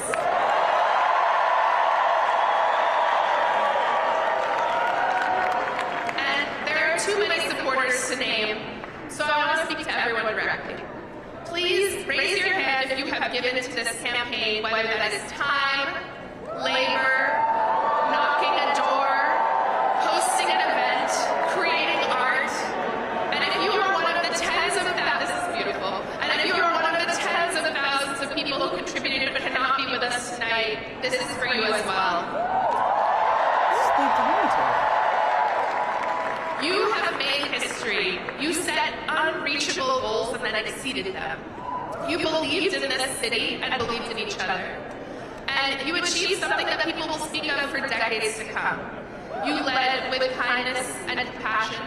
And most importantly, during a time of despair and rising fascism, you decided to fight for someone that you don't know. So thank you.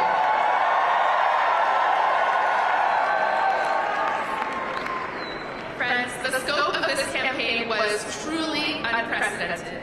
We had hundreds of thousands of conversations with our neighbors and trained leaders who will help us deliver our agenda for the next 4 years. But this record-breaking program did not come out of nowhere. It was the product of years of organizing and leadership development by New York City DSA and so many of our movement partners.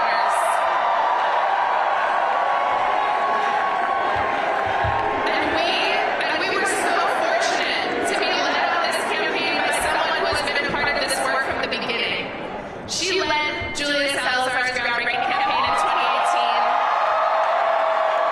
and since then has been behind the scenes in so many of our victories. If this campaign made you feel powerful, or taught you something, or showed you discipline, or brought you joy, you have this person to thank. She is caring, wise, and deeply committed to our movement. And I am sure she is backstage losing her mind at being called out like this. But I need everyone here to please join me in giving her the longest and loudest round of applause, our organizing director, Tasha.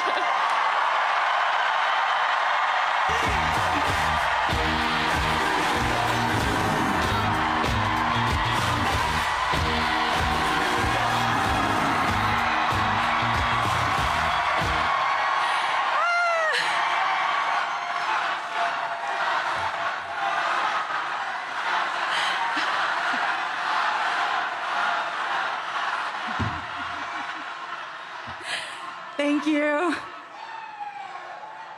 This is very exciting. Thank you, everyone. I'm Tasha, and I've had the honor of being the field director on this campaign. I first crossed paths with Zohran in 2017 on a city council campaign for Khader El-Yateem in Bay Ridge. Zohran was the paid canvas manager, and I was volunteering on the campaign as a member of New York City Democratic Socialists of America. I don't think that we could ever have imagined that 8 years later, we would be here on election night for a mayoral campaign, 104,000 volunteers strong. 104,000 volunteers. We love numbers, we love metrics, but I want to talk first about what's behind those numbers. Every number is, in a way, an act of bravery. Door knocking is not the easiest thing. For many, including myself, it takes a moment of bravery at the beginning, asking a stranger something about their lives and sharing something about yours. Sharing what you want to see in the world, it can be daunting. Thousands of people did it. And every time, every volunteer went to a door and talked to a stranger, they offered their vision to that stranger and invited that stranger to be a part of shaping their vision. We love strangers. Every door knock and every phone call is a statement of belief that politics is for all of us. This campaign and this city is all of ours to shape. I also want to say something about field leads.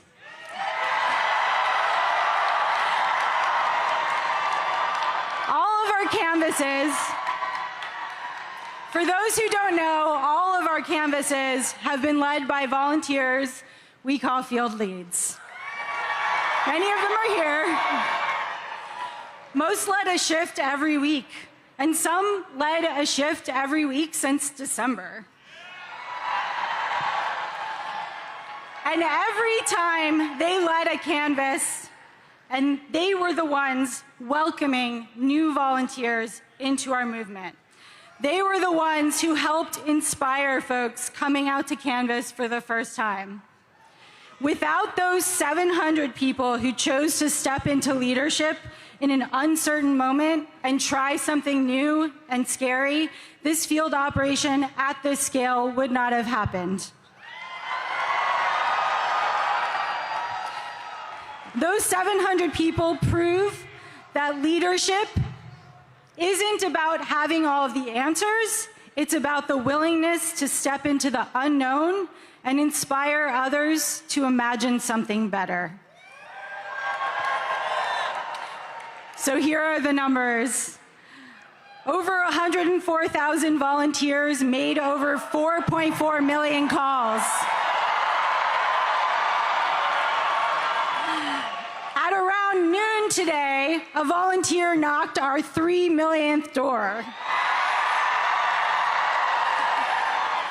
Over 700 field leads have led over 5,700 canvasses in 243 neighborhoods.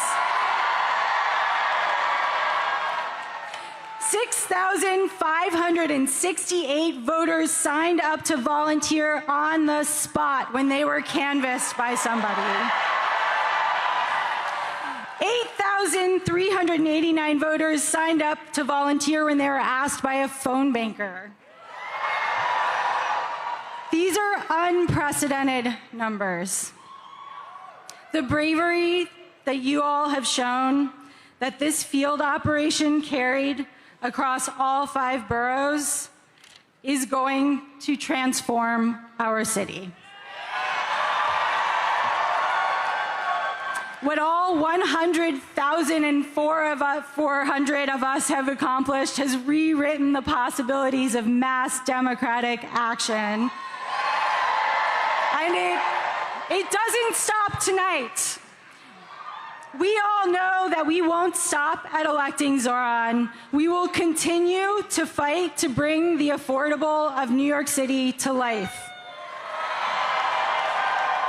I am so excited to do that with all of you. And now I'm so honored to introduce the person you've been waiting to hear.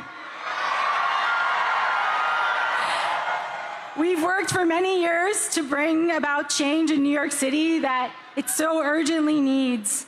He's been a friend, and he is the next mayor of the greatest city on earth, Zohran Mamdani.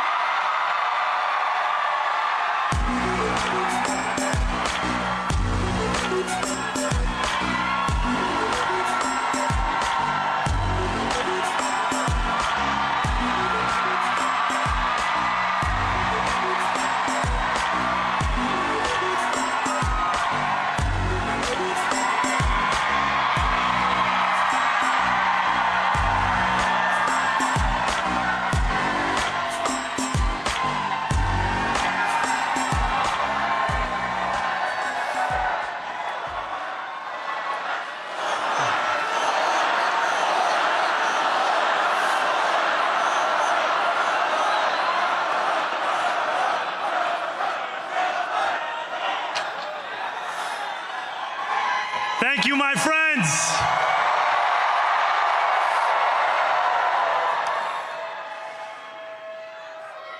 The sun may have set over our city this evening, but as Eugene Debs once said, I can see the dawn of a better day for humanity.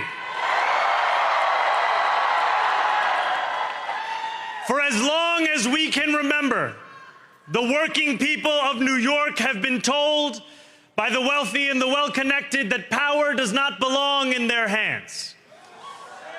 Fingers bruised from lifting boxes on the warehouse floor, palms calloused from delivery bike handlebars, knuckles scarred with kitchen burns. These are not hands that have been allowed to hold power. And yet, over the last 12 months, you have dared to reach for something greater.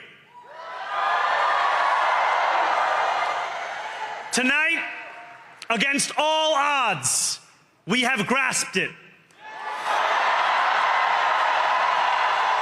The future is in our hands. My friends, we have toppled a political dynasty.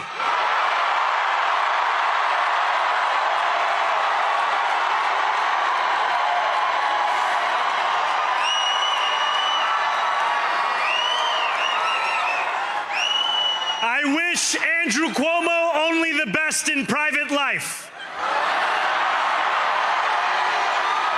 But let tonight be the final time I utter his name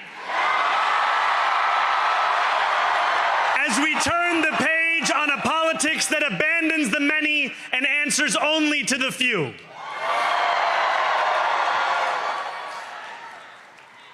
New York, tonight you have delivered a mandate for change,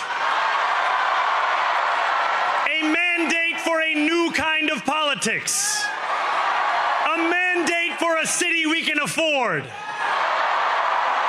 and a mandate for a government that delivers exactly that.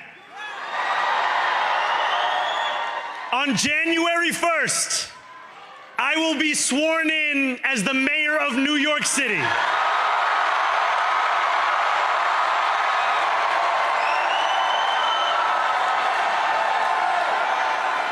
And that is because of you. So before I say anything else, I must say this. Thank you. Thank you to the next generation of New Yorkers who refuse to accept that the promise of a better future was a relic of the past. You showed that when politics speaks to you without condescension, we can usher in a new era of leadership. We will fight for you because we are you. Or as we say on Steinway, ana minkum wa ilaykum.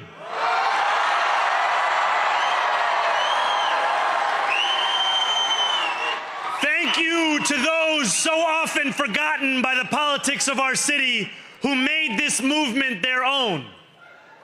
I speak of Yemeni bodega owners and Mexican abuelas, Senegalese taxi drivers and Uzbek nurses, Trinidadian line cooks and Ethiopian aunties. Yes, aunties. To every New Yorker in Kensington and Midwood and Hunts Point, know this. This city is your city, and this democracy is yours too. This campaign is about people like Wesley, an 1199 organizer I met outside of Elmhurst Hospital on Thursday night. A New Yorker who lives elsewhere, who commutes 2 hours each way from Pennsylvania because rent is too expensive in this city. It's about people like the woman I met on the BX 33 years ago, who said to me, I used to love New York, but now it's just where I live. And it's about people like Richard, the taxi driver I went on a 15-day hunger strike with outside of City Hall,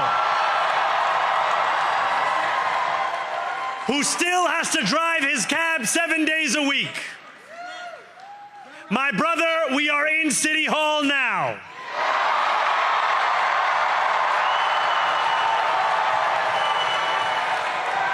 This victory is for all of them, and it's for all of you. The more than 100,000 volunteers who built this campaign into an unstoppable force. Because of you, we will make this city one that working people can love and live in again.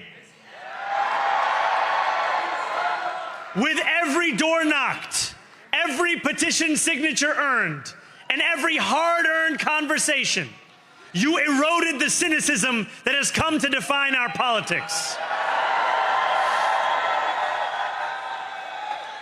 Now, I know that I have asked for much from you over this last year.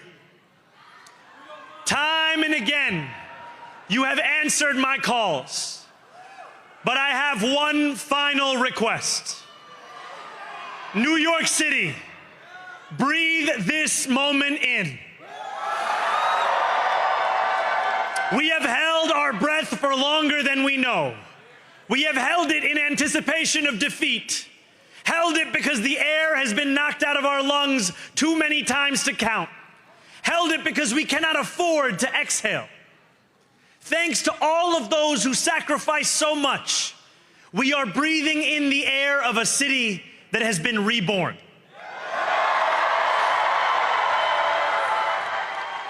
To my campaign team, who believed when no one else did,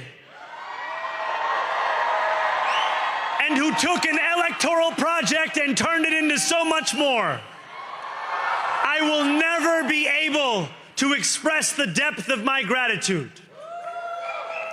You can sleep now. To my parents, Mama and Baba,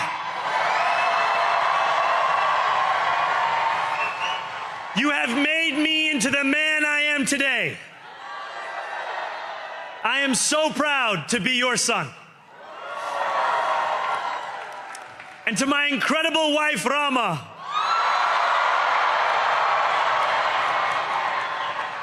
Hayati, there is no one I would rather have by my side in this moment and in every moment.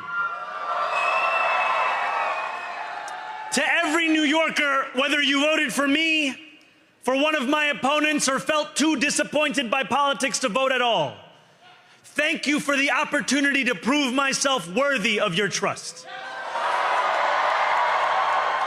I will wake each morning with a singular purpose: to make this city better for you than it was the day before. There are many who thought this day would never come, who feared that we would be condemned only to a future of less, with every election consigning us simply to more of the same. And there are others who see politics today as too cruel for the flame of hope to still burn. New York, we have answered those fears. Tonight we have spoken in a clear voice. Hope is alive. Hope is a decision that tens of thousands of New Yorkers made day after day, volunteer shift after volunteer shift, despite attack ad after attack ad. More than 1 million of us stood in our churches, in gymnasiums, in community centers, as we filled in the ledger of democracy. And while we cast our ballots alone, we chose hope together. Hope over tyranny. Hope over big money and small ideas. Hope over despair. We won because New Yorkers allowed themselves to hope that the impossible could be made possible. And we won because we insisted that no longer would politics be something that is done to us. Now it is something that we do.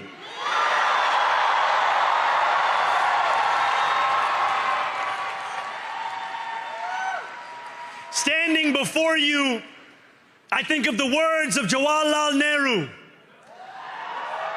A moment comes but rarely in history when we step out from the old to the new, when an age ends and when the soul of a nation long suppressed finds utterance. Tonight we have stepped out from the old into the new.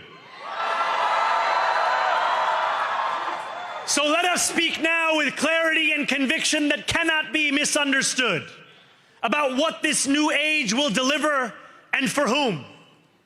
This will be an age where New Yorkers expect from their leaders a bold vision of what we will achieve, rather than a list of excuses for what we are too timid to attempt.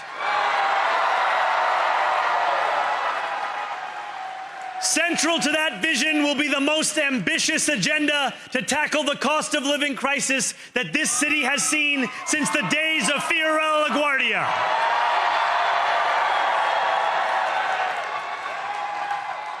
An agenda that will freeze the rents for more than 2 million rent-stabilized tenants. Make buses fast and free.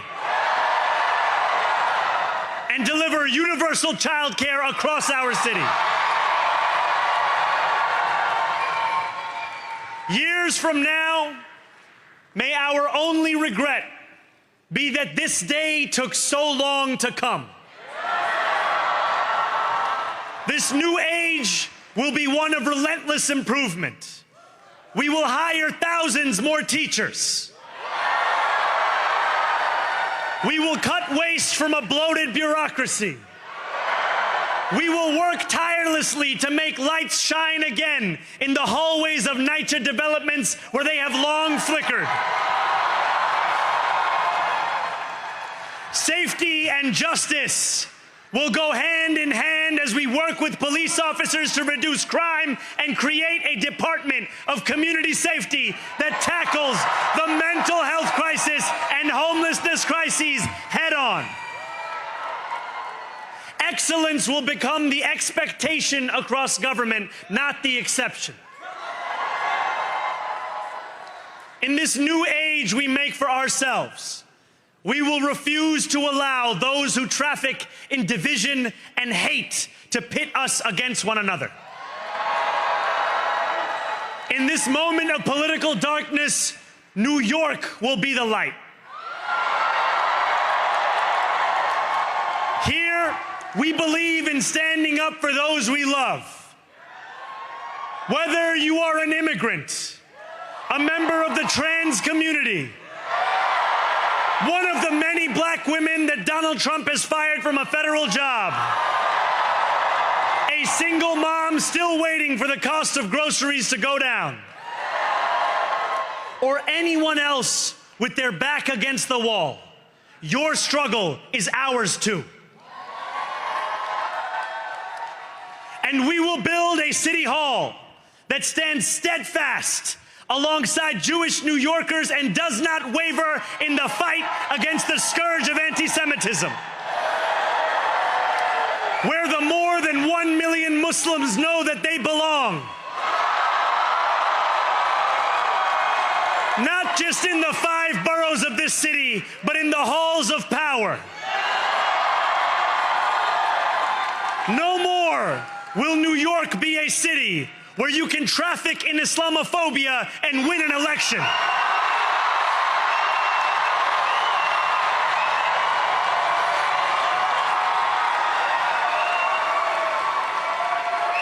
This new age will be defined by a competence and a compassion that have too long been placed at odds with one another.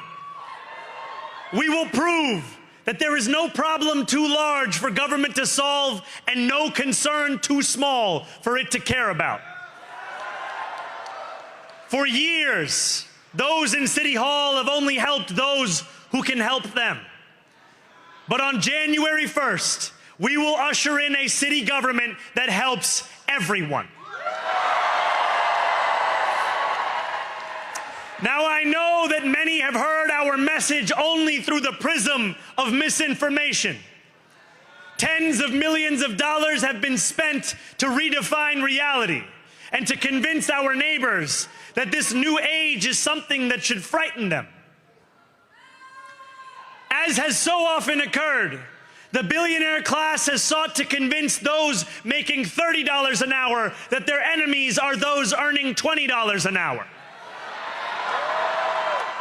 They want the people to fight amongst ourselves so that we remain distracted from the work of remaking a long broken system. We refuse to let them dictate the rules of the game anymore. They can play by the same rules as the rest of us. Together, we will usher in a generation of change. And if we embrace this brave new course, rather than fleeing from it, we can respond to oligarchy and authoritarianism with the strength it fears, not the appeasement it craves. After all, if anyone can show a nation betrayed by Donald Trump how to defeat him, it is the city that gave rise to him.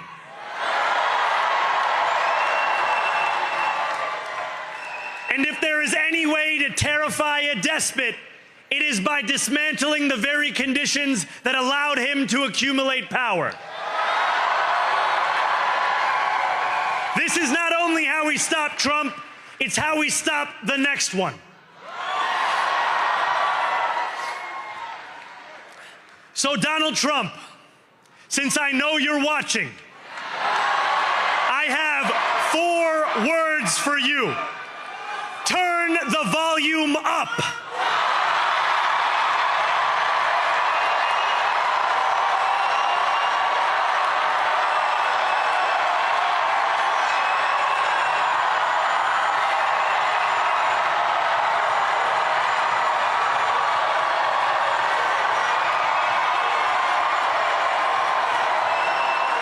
We will hold bad landlords to account because the Donald Trumps of our city have grown far too comfortable taking advantage of their tenants. We will put an end to the culture of corruption that has allowed billionaires like Trump to evade taxation and exploit tax breaks.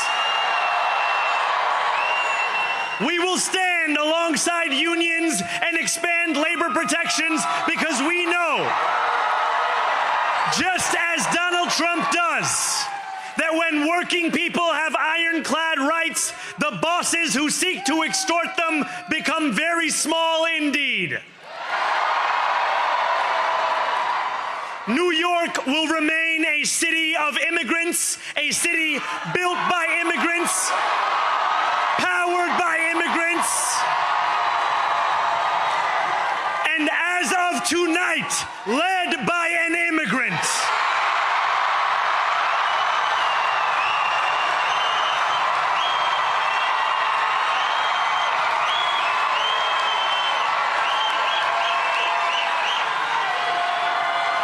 So hear me, President Trump, when I say this.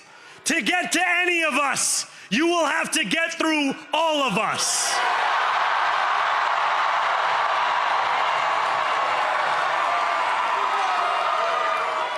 When we enter City Hall in 58 days, expectations will be high. We will meet them. A great New Yorker once said that while you campaign in poetry, you govern in prose. If that must be true, let the prose we write still rhyme, and let us build a shining city for all. And we must chart a new path, as bold as the one we have already traveled. After all, the conventional wisdom would tell you that I am far from the perfect candidate. I am young, despite my best efforts to grow older. I am Muslim. I am a democratic socialist. And most damning of all, I refuse to apologize for any of this. And yet, if tonight teaches us anything, it is that convention has held us back. We have bowed at the altar of caution, and we have paid a mighty price. Too many working people cannot recognize themselves in our party. And too many among us have turned to the right for answers to why they've been left behind. We will leave mediocrity in our past. No longer will we have to open a history book for proof that Democrats can dare to be great. Our greatness will be anything but abstract.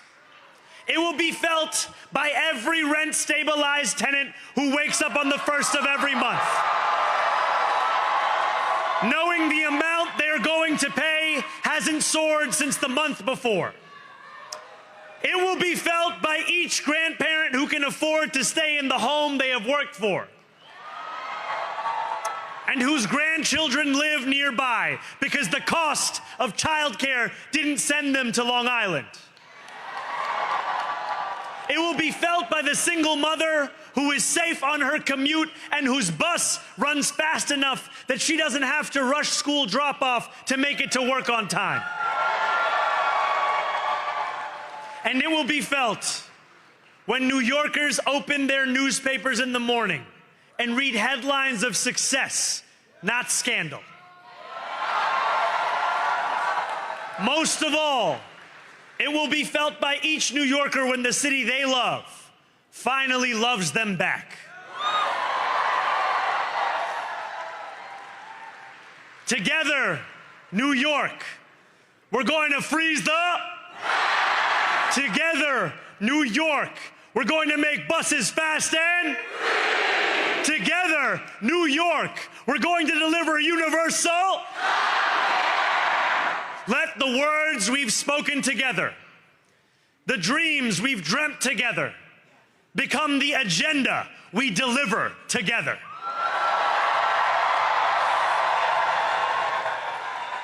New York, this power, it's yours.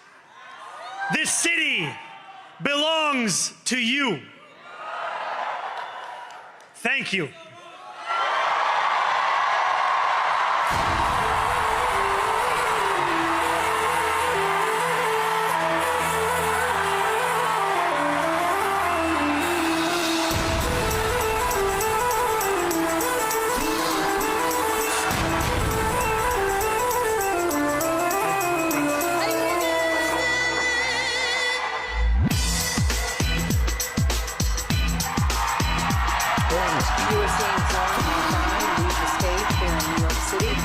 After his acceptance speech for winning that mayoral contest, the top race that we've been following here all night long.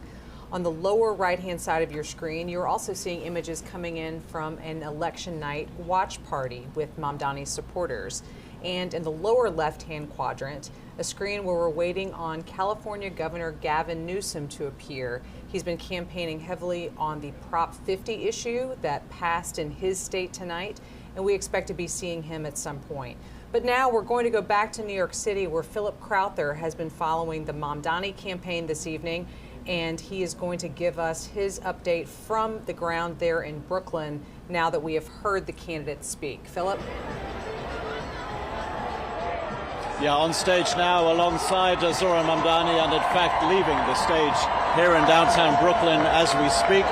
Zohran Mamdani, the mayor-elect of New York City, alongside his wife, who has made very few appearances on the campaign trail, and his parents, all of them receiving an homage from Mamdani during his victory speech here in downtown Brooklyn. This celebration now coming to an end. His supporters will now slowly but surely leave this theater, but not after having listened to a very, very enthusiastic speech from Zohran Mamdani, during which he again made those promises that he has made on the campaign trail for frozen rent on rent-controlled apartments in New York City, for free childcare in New York City, and also free buses, all of those very popular themes of Zohran Mamdani's campaign for mayor of New York City.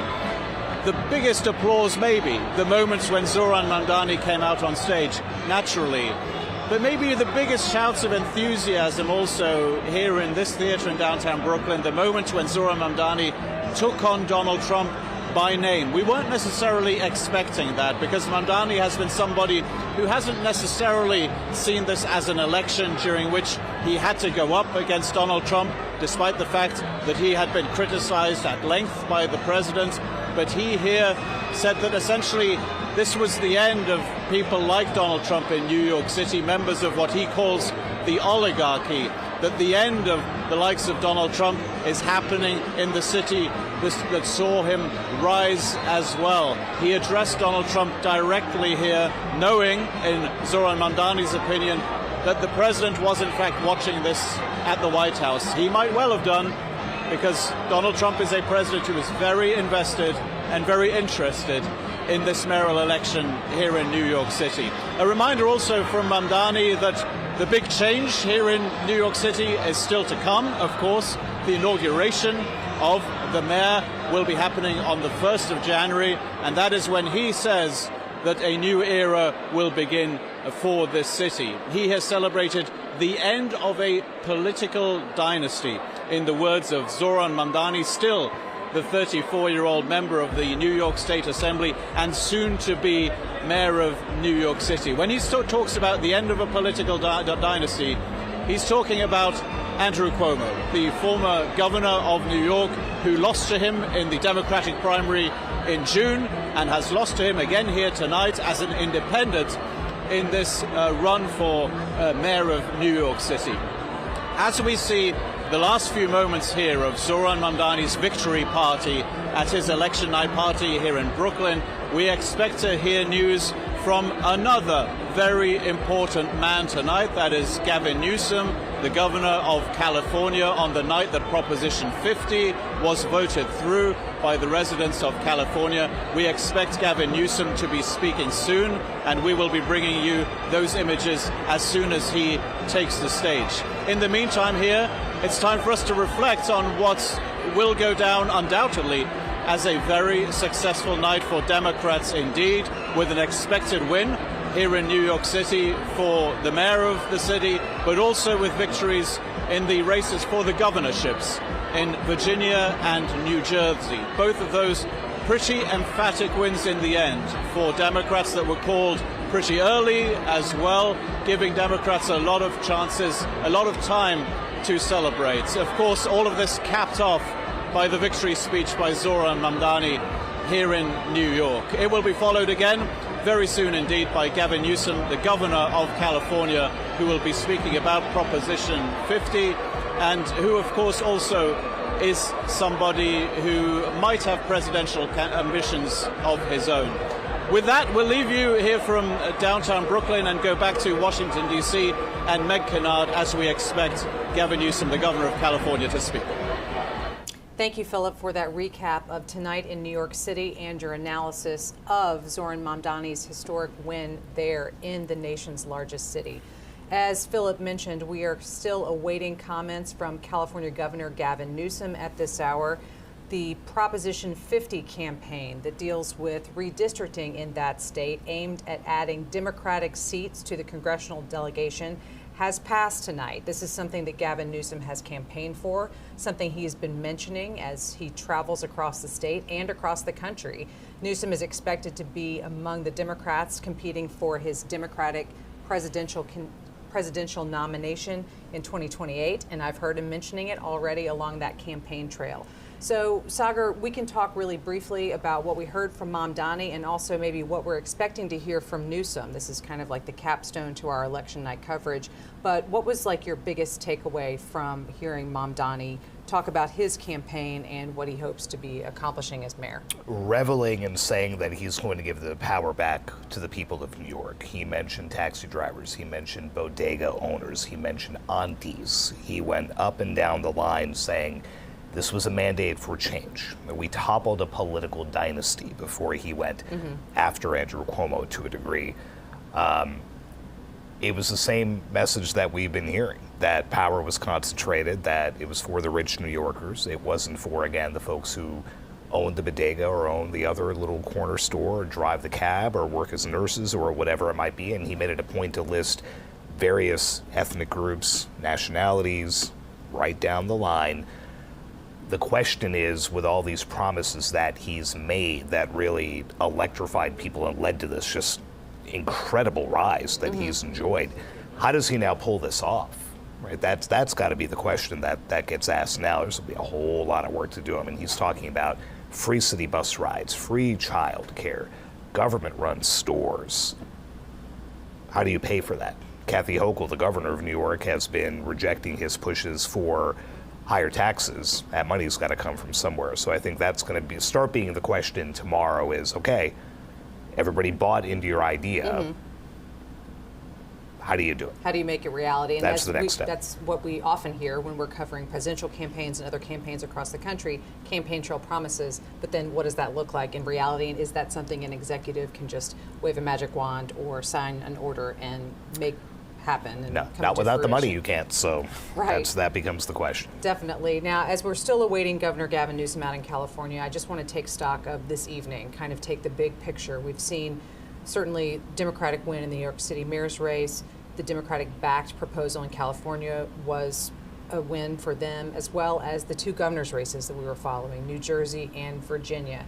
Taking stock of that and spinning forward to the midterms coming up next year, what do you consider is on the minds of Democrats and on the minds of Republicans as they're thinking about tonight and thinking about next year? It has to give Democrats optimism because they swept everything big. I mean, in addition, there were some other ballot initiatives. We haven't even touched on the Pennsylvania Supreme Court, where 3 Democratic justices who were up for what are called retention votes all won. Had they not, you could have had a whole lot of partisan roadblocks, for the next year in one of the biggest, most populous battleground states for the presidency. So that all bodes well. But if you look at this and say, okay, now there's a playbook. We can turn around our fortunes from 2024, and here's how we win in 2026. A few caveats. Limited states today, almost all of them were blue-leaning. That doesn't necessarily mean that works everywhere. And then you just have history that the president's party always takes a beating in off-year elections and always takes a beating in the midterms. So we even heard it from House Speaker Mike Johnson this morning, lowering expectations. So we think we're going to win all this? No. Do we hope we can? Yeah. But, they were, I don't want to say writing it off, but not. Expectation management, though, yes, is always something not projecting a whole lot of success. So, I mean, this will get spun any number of ways. The New York State GOP is already proudly saying Zohran Mamdani is now the face of the Democratic Party, and they do not mean that in a nice way. So we're going to see them seizing on that, saying, okay, this is the guy that they've put in the forefront. Is this what you want in 2026? I think we're starting to see the contours of that battle being drawn. Right, absolutely. Sagar, as always, it has been a pleasure to spend this election night with you. Where Thank would you we so rather much. be? Right here on set. 364 days. Right here at the AP. Thank you so much for being with us tonight. We are still awaiting those comments from California Governor Gavin Newsome, and actually we see him taking the stage now. We will leave you with these live images coming in from California. Thank you for being part of our live stream coverage tonight. But what Good a night. night for the Democratic Party. A party that is in its ascendancy. A party that's on its toes, no longer on its heels. From coast to coast, sea to shining sea. But it was not just a victory tonight for the Democratic Party, it was a victory for the United States of America, for the people of this country and the principles that our founding fathers lived and died for. And so we're proud. We're proud here in California to be part of this narrative this evening. We're proud of the work that the people of the state of California did tonight to send a powerful message to an historic president. Donald Trump is an historic president. He is the most historically unpopular president in modern history. In every critical category, Donald Trump is underwater. He promised to make us healthier. He promised to make us wealthier. We're sicker and poorer. And he fundamentally understands that. Why else would he call Greg Abbott saying he's entitled to 5 seats? Why else is he trying to rig the midterm elections before one single vote is even cast? He understands his position at this moment in the United States of America. One thing he never counted on, though, was the state of California. Instead of agonizing over the state of our nation, we organized in an unprecedented way in a 90-day sprint.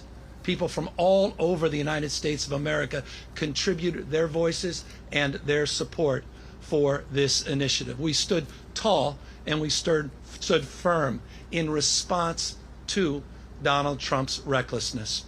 And tonight, after poking the bear, this bear roared with an unprecedented turnout in a special election with an extraordinary result. None of us, however, are naive. This is a pattern.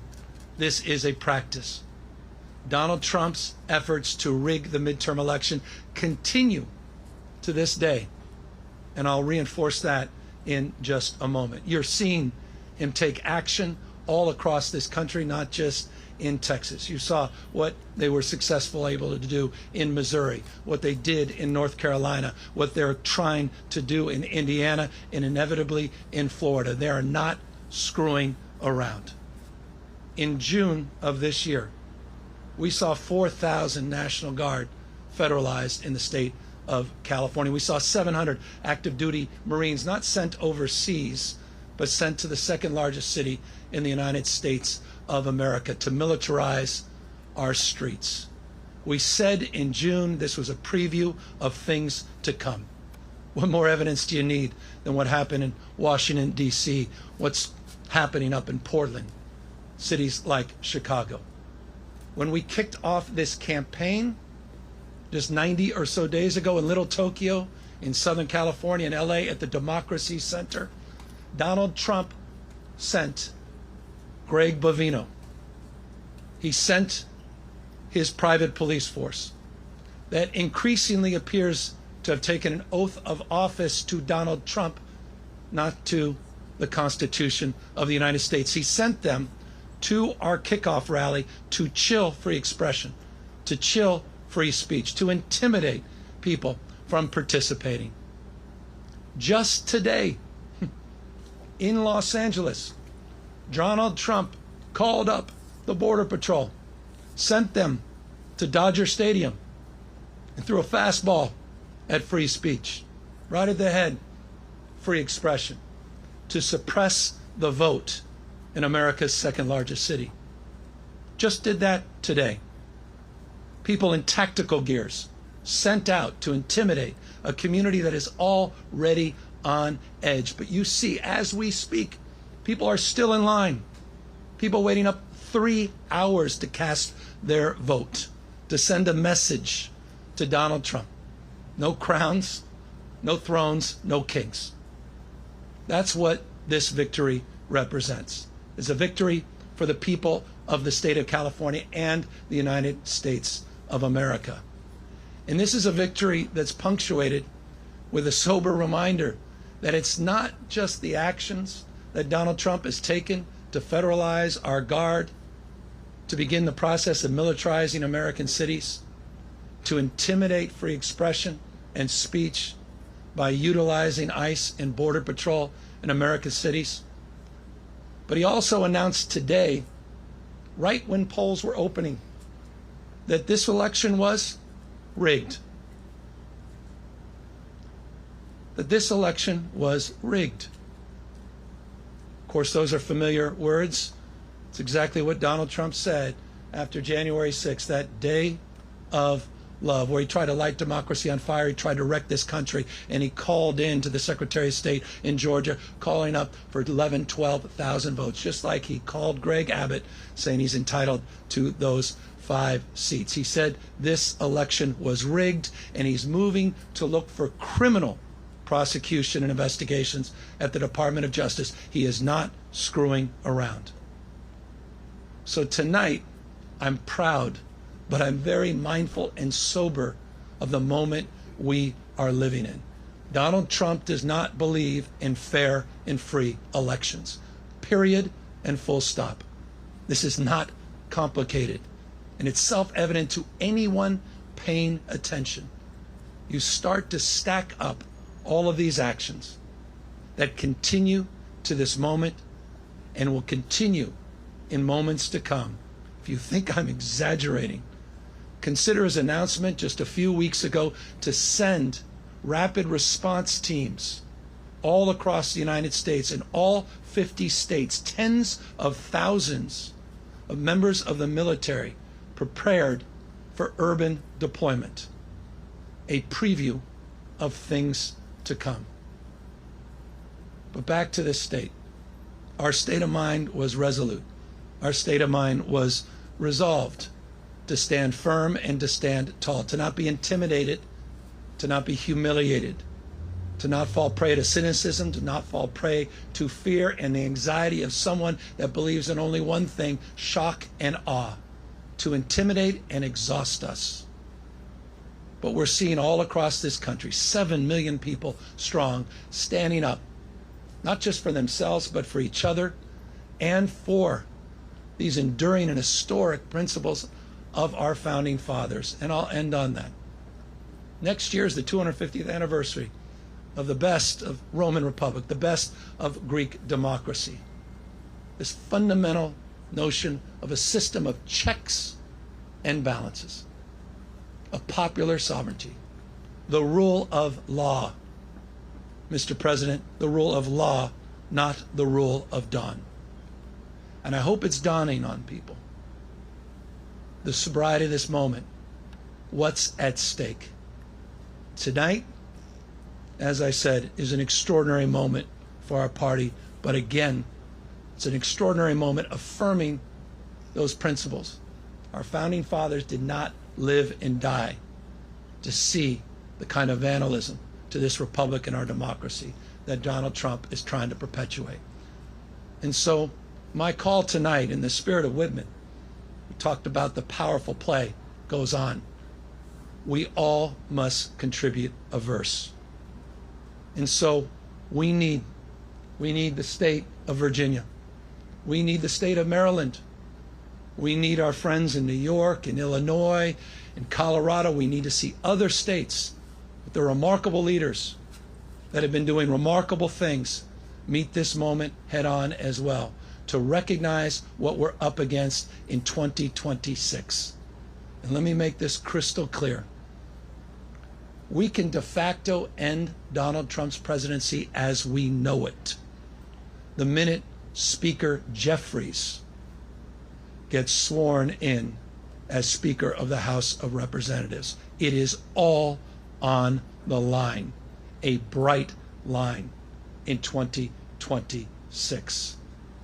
And so I want to thank everybody that stood up not just for our democracy, but stood up for those that have feel bullied and intimidated, stood up for this notion of co-equal branches of government and a system of checks and balances. And I want to thank my wife, who reminds me every single day that this is about those that feel alone, those that feel isolated, those that feel an anxiety and a stress that they never could have imagined in their lives. This was about saying to them, we have your back, we see you, you matter, we care. And I'll just say this, I'm confident as we move forward into 2026 in this country, the best is yet to come. Thank you very much. What's the lesson for other Democrats of tonight? Do you think President Trump will hear the message? Governor, you learned about ice-making chemicals. Is there any evidence of that?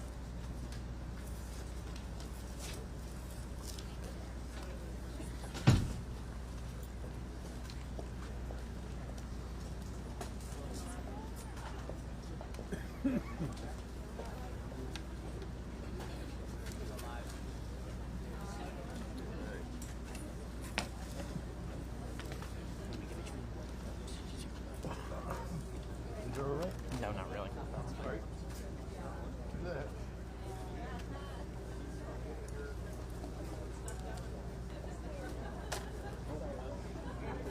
So still applies.